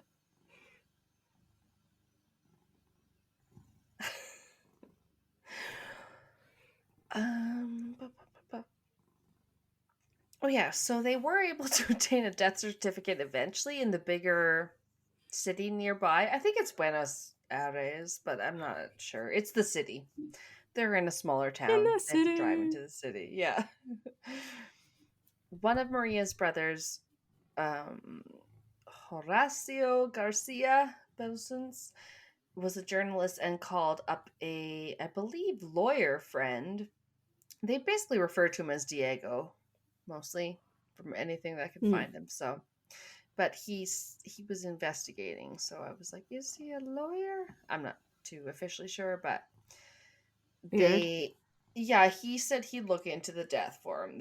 He was like, yeah, I would go ahead and like bury her. You guys are probably fine, but like I will investigate and ask around from like who was there and weird. I know. It is a little weird. Buddy literally just caught the mic again. Okay, you gotta go over there. What are you doing? There's also just hair flying everywhere. It's on my face. He is looking at you just like Fenrir does when he was in like, what? I'm in cuddle mode. Why can't you cuddle me? Yeah.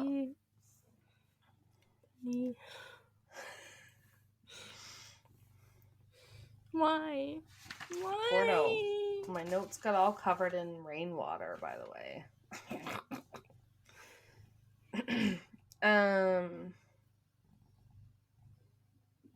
Oh yeah, they have a lot of siblings, which gets a little confusing, but also clarifying when I found a source that was like, the people from this documentary laid out, and I was like, thank you.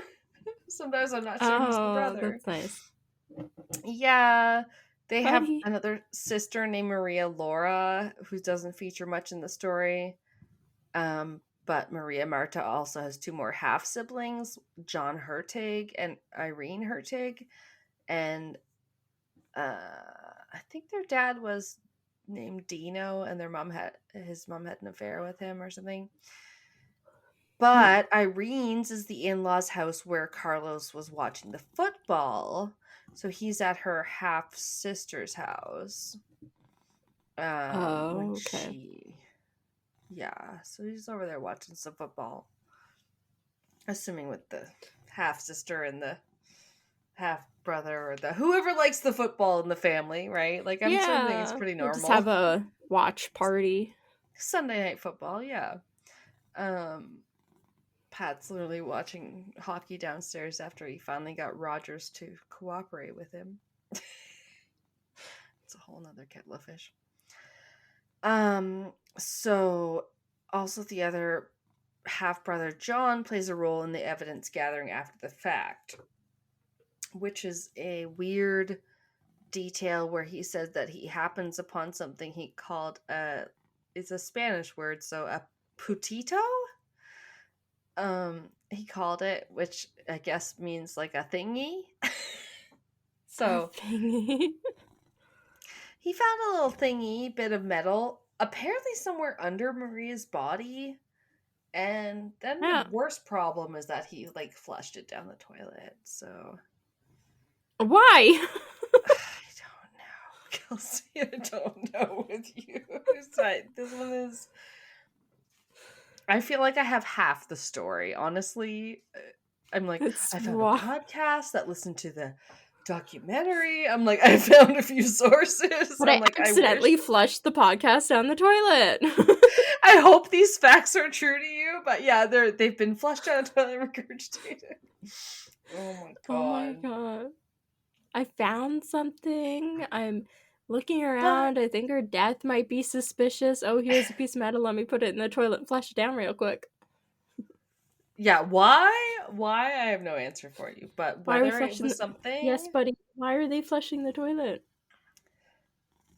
We have more information on what that was. Why they do that? Oh, a thingy.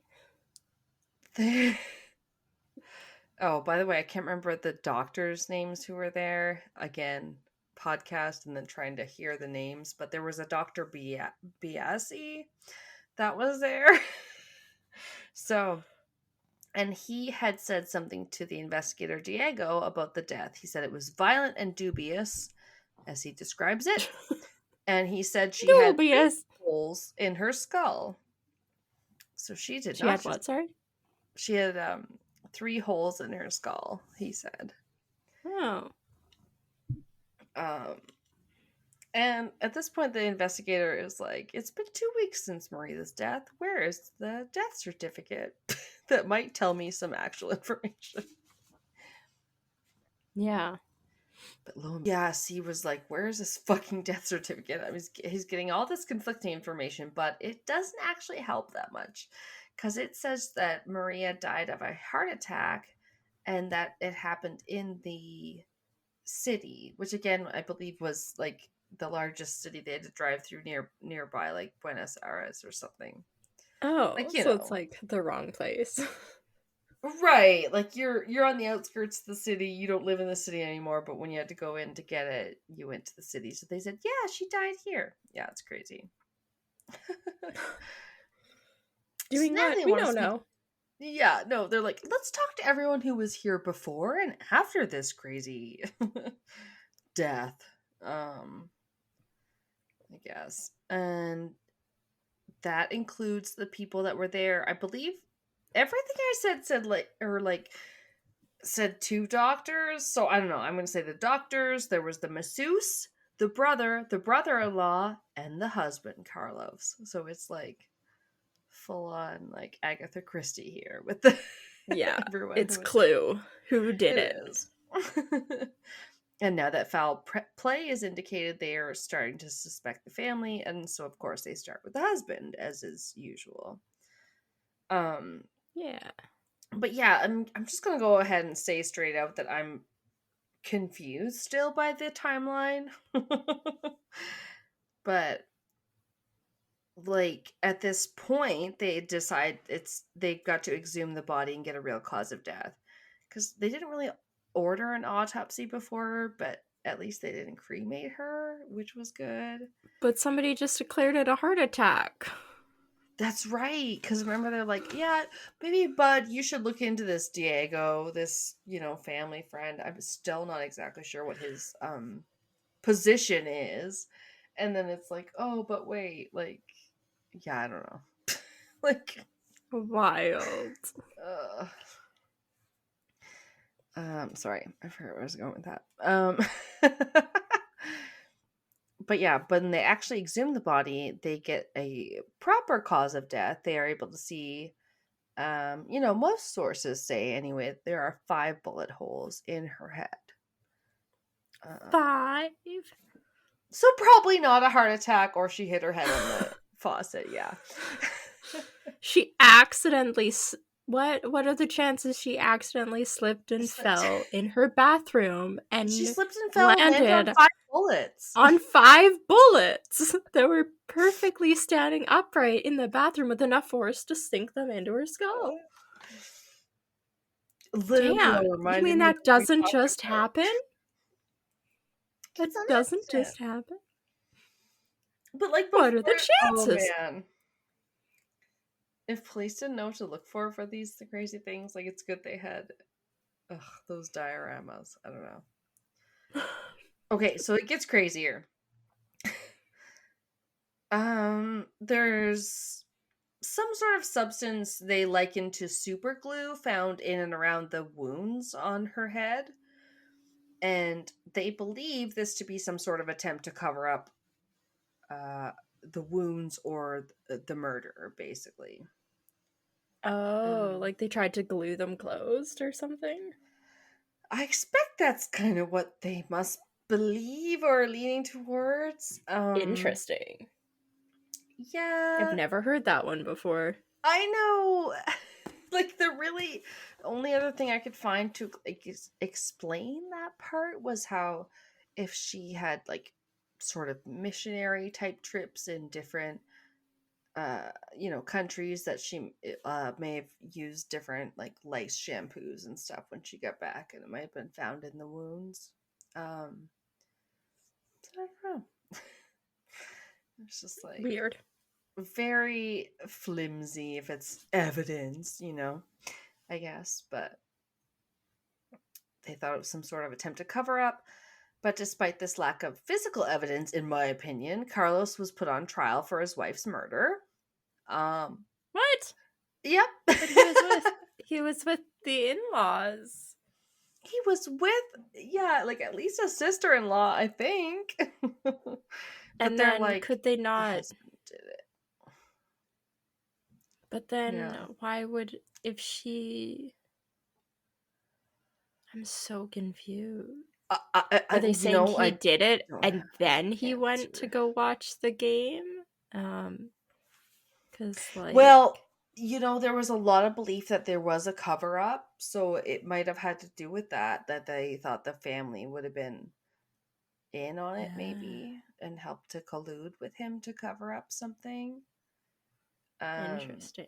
Because I was like, you could corroborate with the doorman with the masseuse and they're like of her not answering the door, like how long she wasn't answering the door for. Yeah. And then so you would think his alibi would totally check out. He's with her family members. Like, in my opinion, it's very solid. Yeah, not even his his side of the family, but like her side. I assumed it was like her parents, but when something said further, it was her, sister or whatever. Yeah. So I'm not too sure. I know the trials. Just get ready. I don't know. I'm not gonna have a lot of answers. Okay. It's gonna have some twists, unfortunately. Oh yeah, a lot of things said the only real leads the investigators had to pursue were that it was someone she knew very well, because obviously it's a gated community that they have to get into.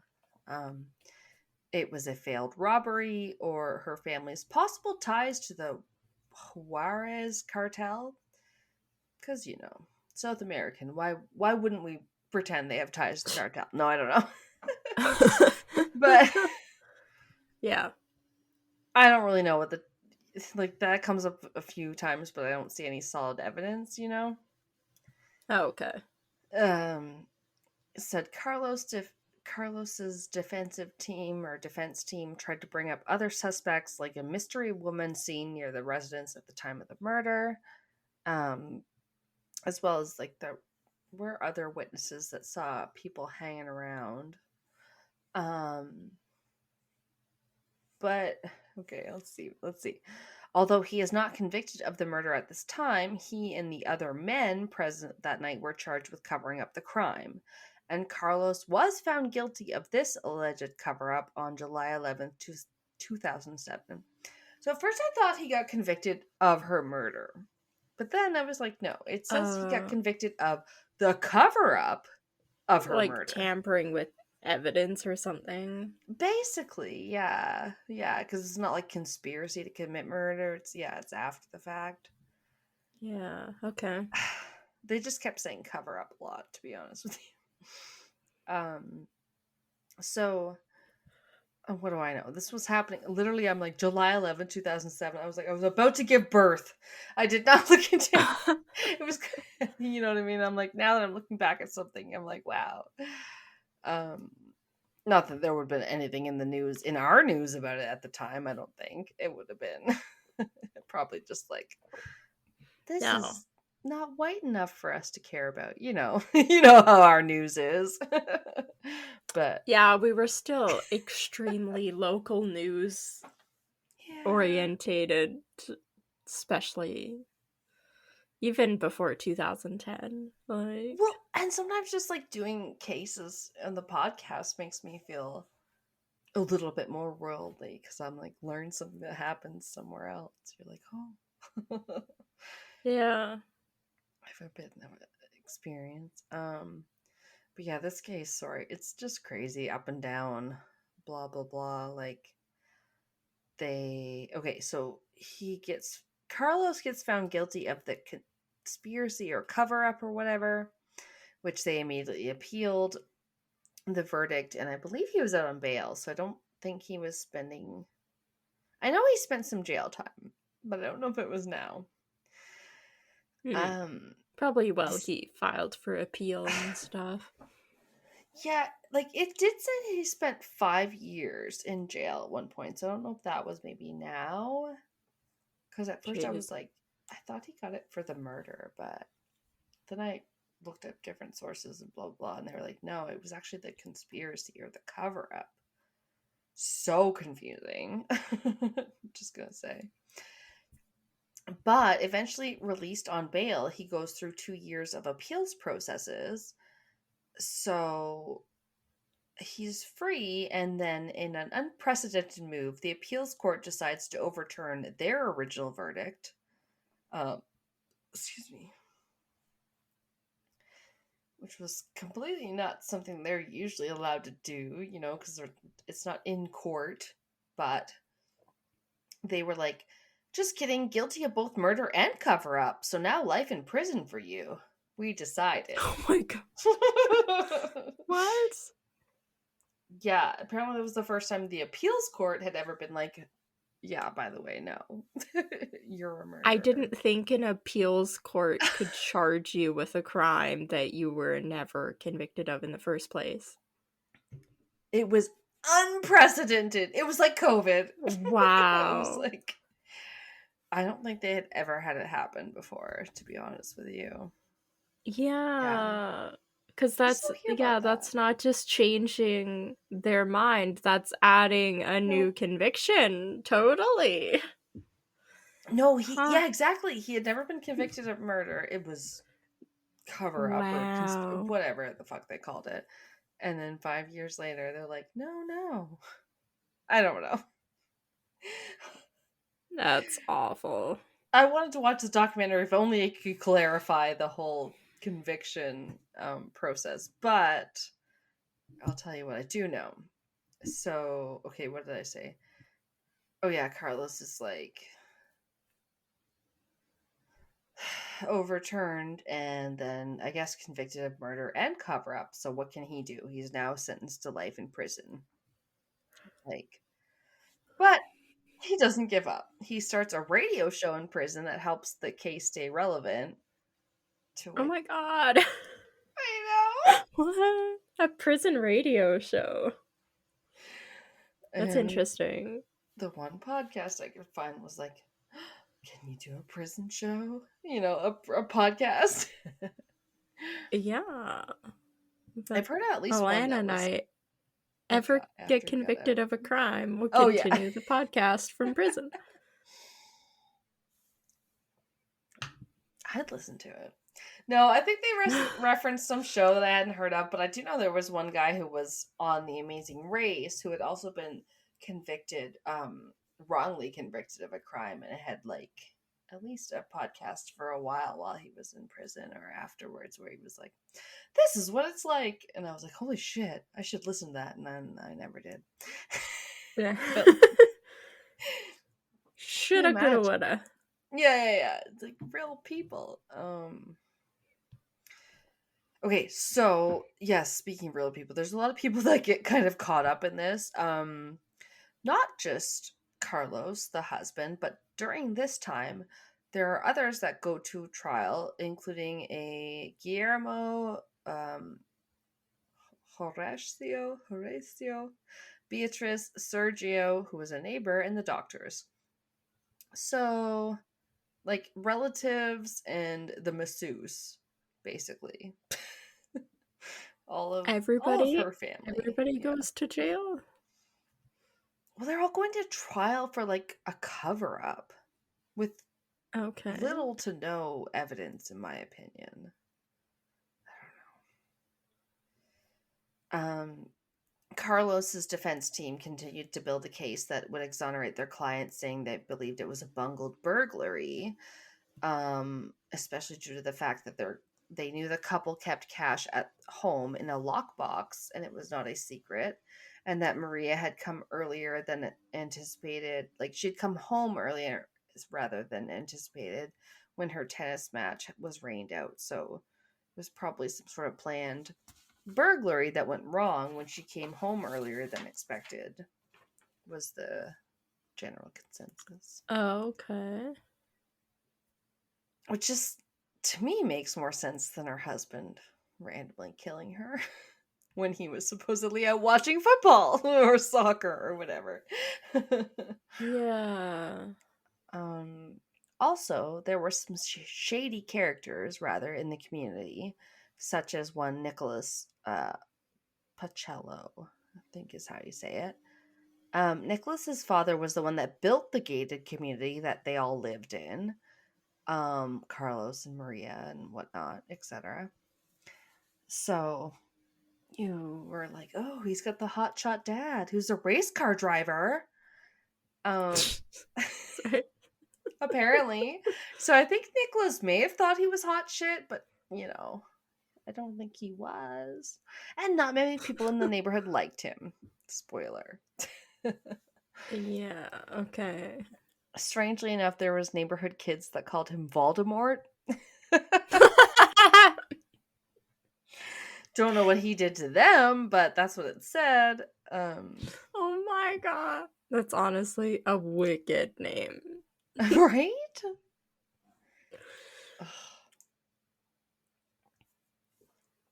Anyway, I think I got Not that I don't know. Not that I'm endorsing bullying. Just oh no. It's It's not even to his face. Come on now. Why?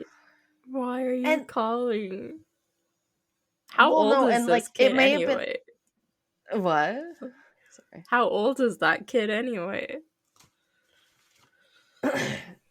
Oh, the kids calling the names? Or No, the kid whose dad is a race car driver. Did it say how old he is?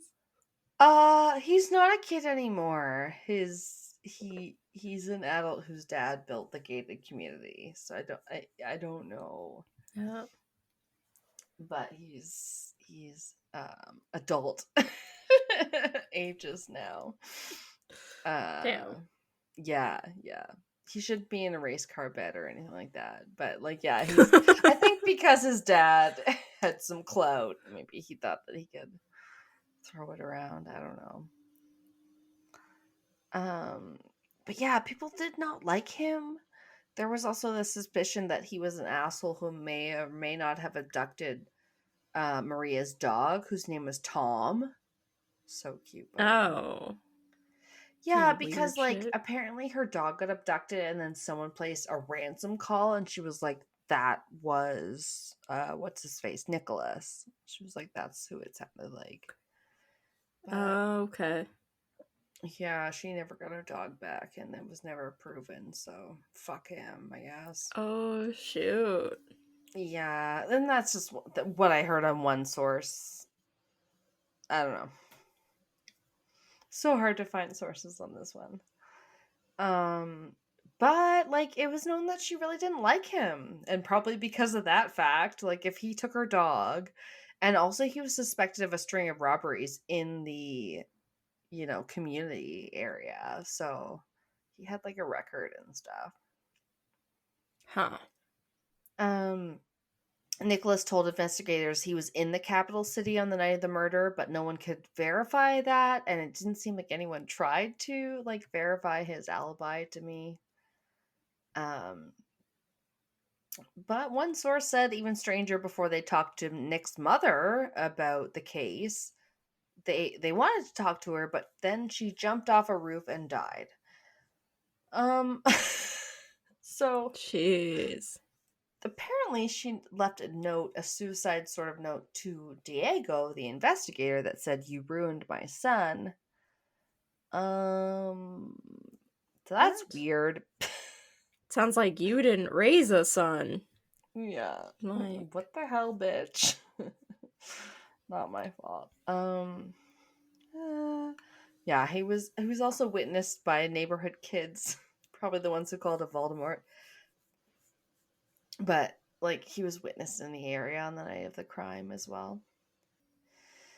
Finally, a new set of prosecutors decided to start new investigations, and Carlos's case is then vacated, and he is released in 2016. So he's now exonerated for the murder of his wife, thankfully. Jeez.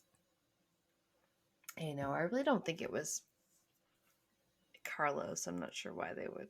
No, they shouldn't be able to charge people like that. Like, based on like nothing, yeah.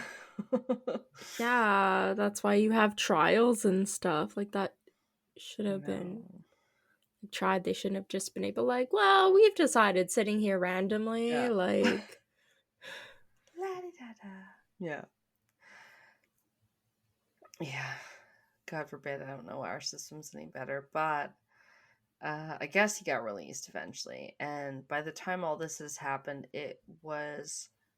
Oh yeah, fun fact, it was so late in the actual murder cases timeline, they had less than 12 months until the statute of limitations ran out. oh no.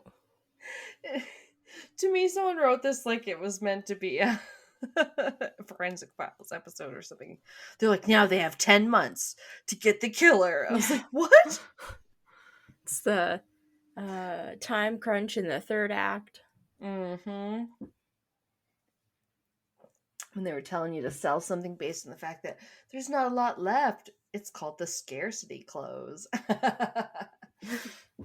Yep.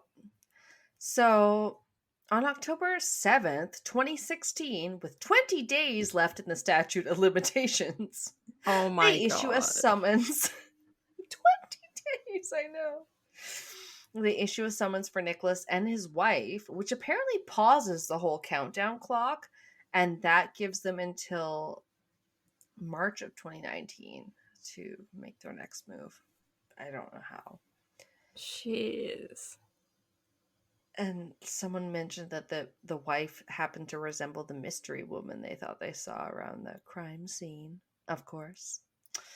Okay. Yeah. Some things were lining up. But yeah, almost done here. Like, yeah, I put the case on pause, like I said, from almost when the statute of limitation was running out, October 2016. They were able to then, with the summons, put a pause on until March 2019, when then they charged Nicholas with Maria's murder, and they had also charged 2 security guards in conjunction as well. And I wasn't sure if it was conspiracy or something. It didn't really say. Weird. I know. Just charging everybody. Honestly, this one had so many scenes where it was like, there was a bunch of people there, and I'm like, but I need specifics. I don't know. I felt like I was pulling teeth trying to figure all this out. But when it came out in the trial, there was actually quite a few. Like, there was 3 witnesses that saw Nicholas on the scene of the murder. Possibly kids on bikes calling him Voldemort. I don't know. But they probably still saw him. I don't think they were lying. His mobile phone data was also a factor, so I know they like pinged it or whatever. Oh my god, going back to like 2002? Apparently, but most damning of all, Jesus, it's like 17 years before this. How they pinging his cell phone data? Hey, 2001, that was their first, well, in America anyway. They were like, this is our excuse to now monitor everyone's conversations. Anyway, it's just my opinion. I got a cell phone, I felt like so early. I got mine in 2004. Like, oh god, I know, right? No, I had one around that time that I could play Snake on, but that I could also call my mom from because I needed a ride home at 11 p.m.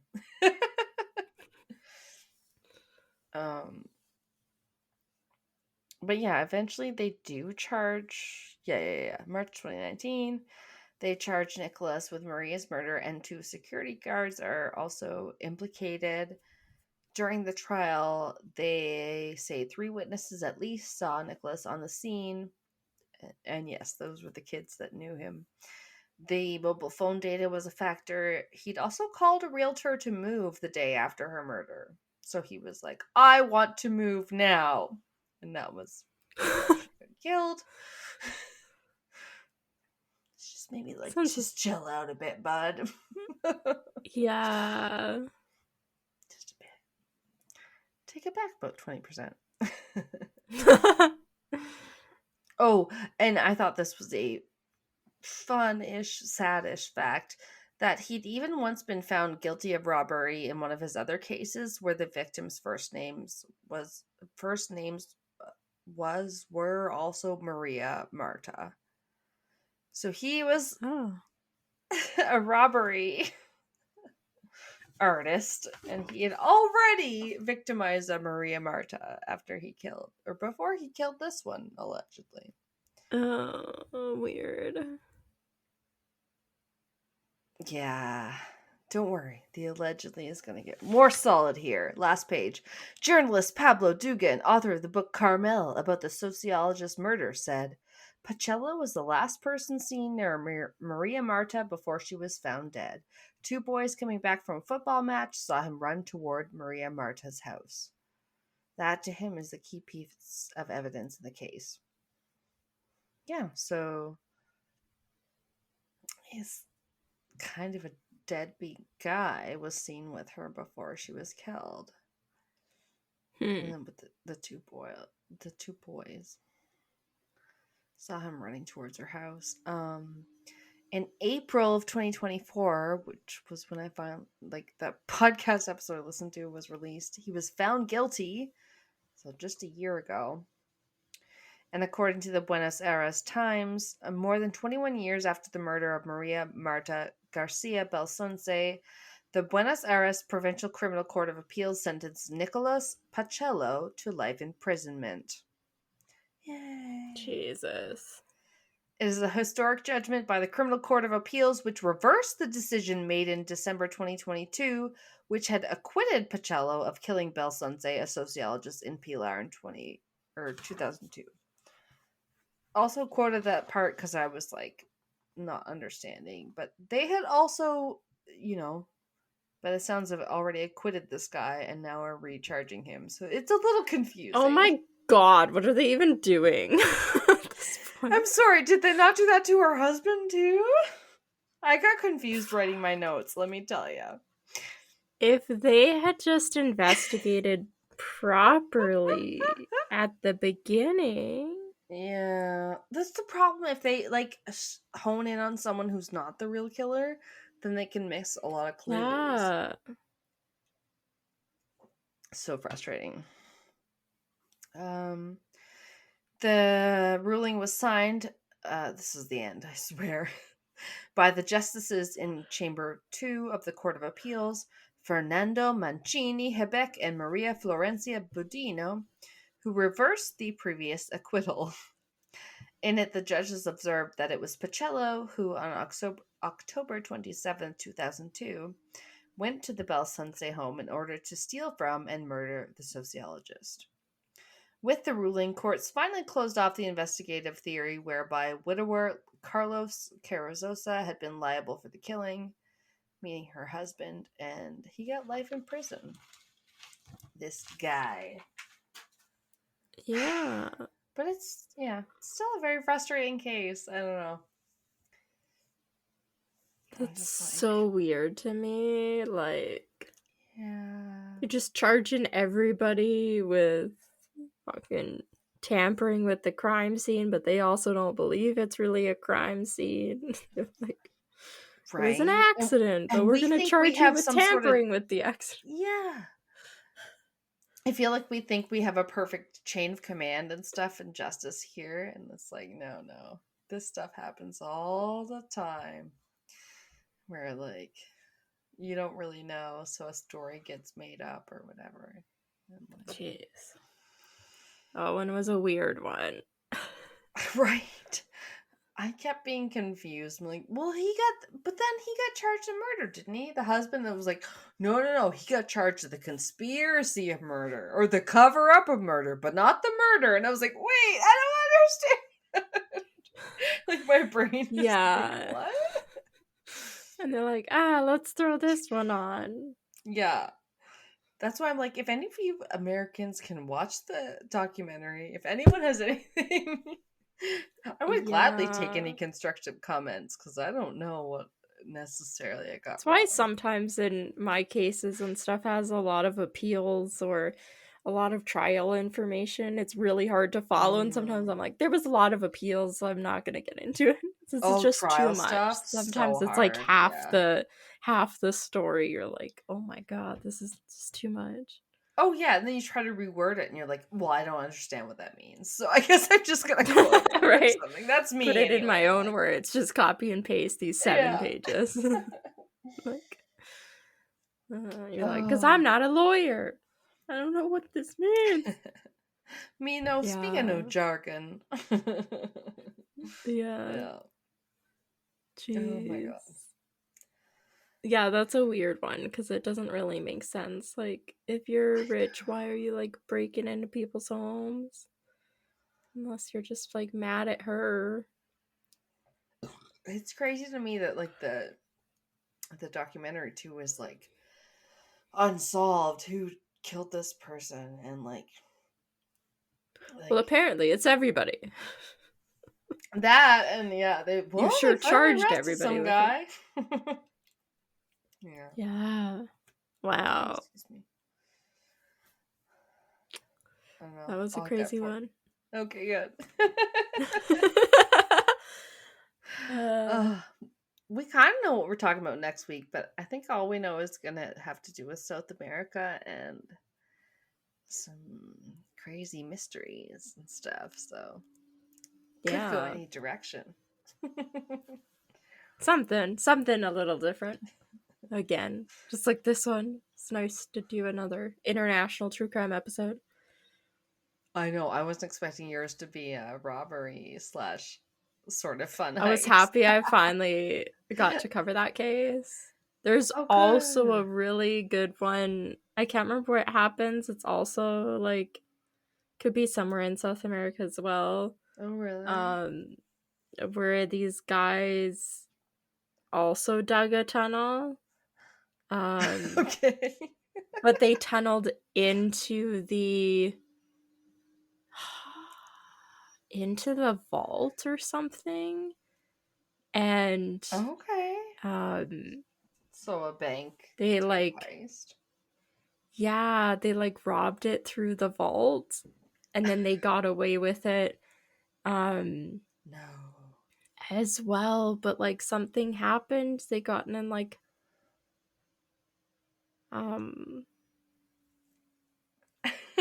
yeah, like somebody got in an argument with somebody and then they were like burying a couple of the guys got together again and like buried a bunch of the money in like somebody's yard. No. And then when they got sent to prison, they're like, oh yeah, like the money wasn't found, so they're like the money's still out there, like, so they're like if they get released from prison and people haven't found the money, they know where it is still and they're just gonna go get the harmless money for again. society.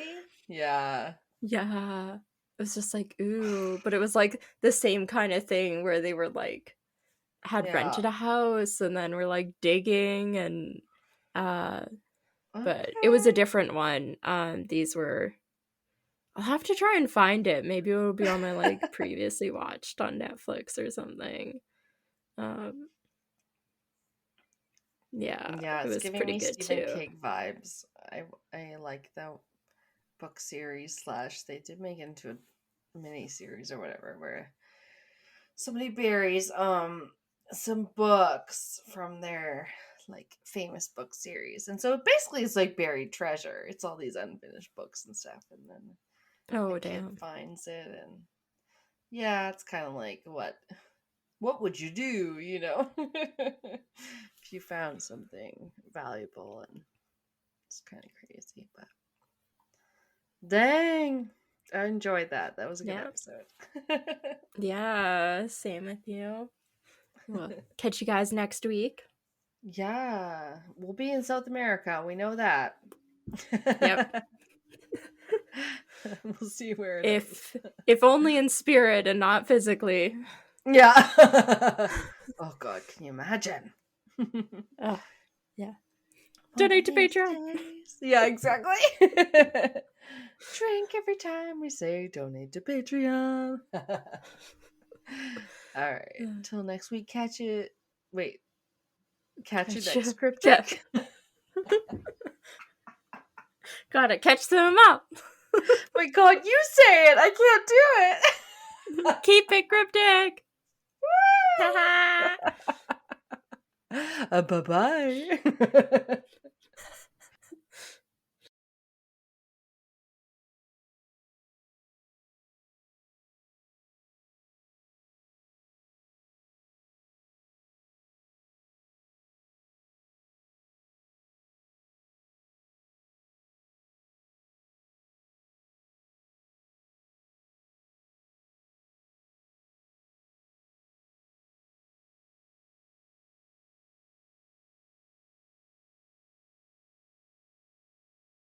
Stupid credit cards needs updates gets a call, and so sometimes at the Q generation time of month you'll get like, now we have to call, our list is on, we have to call 1,600 people, and I'm like, no. Even if only like, that sucks. Even if only a tenth of them like pick up, which is like the case, because that's a lot. Well, you know how it is when you get like people call you on your phone that you don't know. You're like, is this AMA? Like, a lot of people just don't even. Yeah. Or whatever. They go and update it online themselves. And I'm like, good. I got like a phishing text message earlier that said there was something wrong with my ATB savings account or something. And I was like, oh yeah, the thing that's wrong with it is the fact that I don't have one. Like, cool. And it was like, click click this link now to verify your account. And I was like, what the fuck? I don't have one. Like, block. Right. I was like getting stupid text messages now. Yeah, it's almost like junk. Like, they should go to a junk text folder or something. Yeah, I tried to old combos. Yeah. I wanted to like report the phone number, I guess, but it didn't have the option. It just said block. And I was like, I should be able to report them. Like, you can report like a spam email, and then it like helps like Gmail or whatever keep track, and it'll flag it for other people once enough people report it as spam. So I wanted to do that. I wanted to like report it, but there was no way to. So it's like, well, that sucks. Just block it then. Yeah, because if it's a they'll put out their own. They'll be like, this was a fake phishing scam, and you guys didn't report it, or you clicked on it. Bad employees. And you're like, no. Yeah. Don't shame me. Right. Yeah. Gordo. Totally. Okay. You can't be right in front of me. He's blocking the mic. Hi. Is this your podcast now? The mic is a centimeter from your face. You can't. You can't. Like, God, buddy. Ben is like, I'm a lap dog. I'm like, only because I got down on the ground. Otherwise, he'll just sit as close as possible to you, like on your foot, until you're like, fine. Like, Pat will be, he's playing his video game in the morning. I'm playing with the dog, but then the dog walks right over to Pat, who's playing his game, right? So he's kind of like leaned forward, like, right? And then, but the dog still is like, I'm going to sit right between your legs, and I'm going to sit down so that you get, like all annoyed and have to lean back, even though you clearly are not paying attention to me. Yeah, my dog's an attention whore. Yeah. Yeah. Gordo. I'll have to record like this. We're gonna have to record like it's NPR. I don't know. Yeah. He's totally. You're listening to. He's like his nose is like this far from the mic. Like, baby. He has the diva gene. Meow into the mic. That was me. That wasn't him. Gordo, can you meow? Can you meow? He looked into my soul. Can you meow? Sorry. Can you meow? What was I gonna say? Can you meow? I got nothing.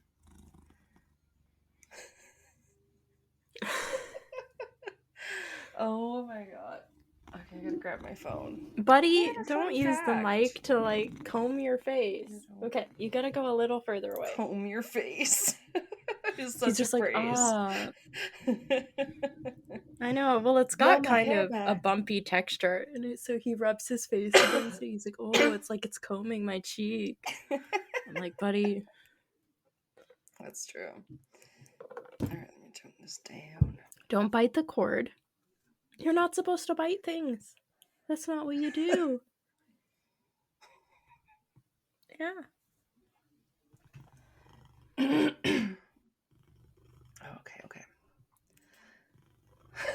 You got goop. Okay, Goopy Gordo. eyes. Goopy eyes? Yeah, he had, like, I don't know, some dried, sleepy stuff in his eye. Looked gross. Yes. I gotta always get that for Fenrir, too. I was just like, gloopy eyes. I feel the magic between you and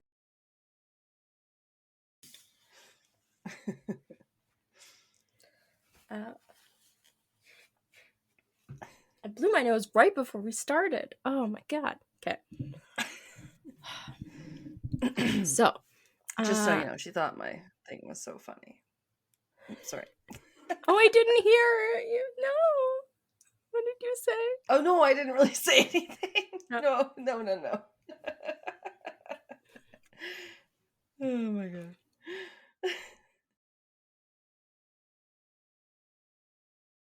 Can show you, Gordo. Look at this munchkin.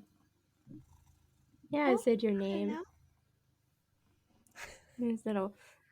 Behold the cursed area, the fluffy tummy, and your fuzzy the most chest. Expensive cat stomach in the world. No. Yeah. And the fluffy armpit. He looks mad relaxed right now. Yeah. Oh, now he's trying to kick me away. Battery See saver this? is on. Now I'm Kelsey. I have to plug my thing in. Okay. Oh, mine was like about to die right before we started. I was like, it was gonna go under 20%. Honestly, I thought I left mine at a pretty good percentage last night, and then when I went to look at something this morning, it was like critically low, and I was like, fine, I'll go plug you in. Oh. But yeah. Oh, he's clapping. Maybe we scored. Gordo, you're being too fussy and you keep knocking the mic over. You gotta go over there. Go over there. Oh dear. Go over there. Come on. Oh my god, buddy. Or leave. Come on. We don't have a lot to go. Go. Aww. The sounds that come out of this guy. Think I was killing him. I know. It's like a cranky baby. He's like, oh, my life is so bad. I can't lay right in front of the mic and almost knock over. Oh, there's just hair everywhere. How dare you? Don't you know I'm only happy when you're recording and I'm between you and the microphone? Yeah. It's my happy place. It's the only time I feel joy. No, we cuddled for an hour. We cuddled for one of the full hours of the 4th John Wick movie. He was out cold in my arms. He was the little spoon while I laid on the couch. He was all bundled up like a little burrito in a blanket, and I was holding him like a swaddled little baby. Oh, that's because he's nocturnal. Oh god. Yeah, I was so happy. He was so snuggly. Okay. Sorry. This. Okay.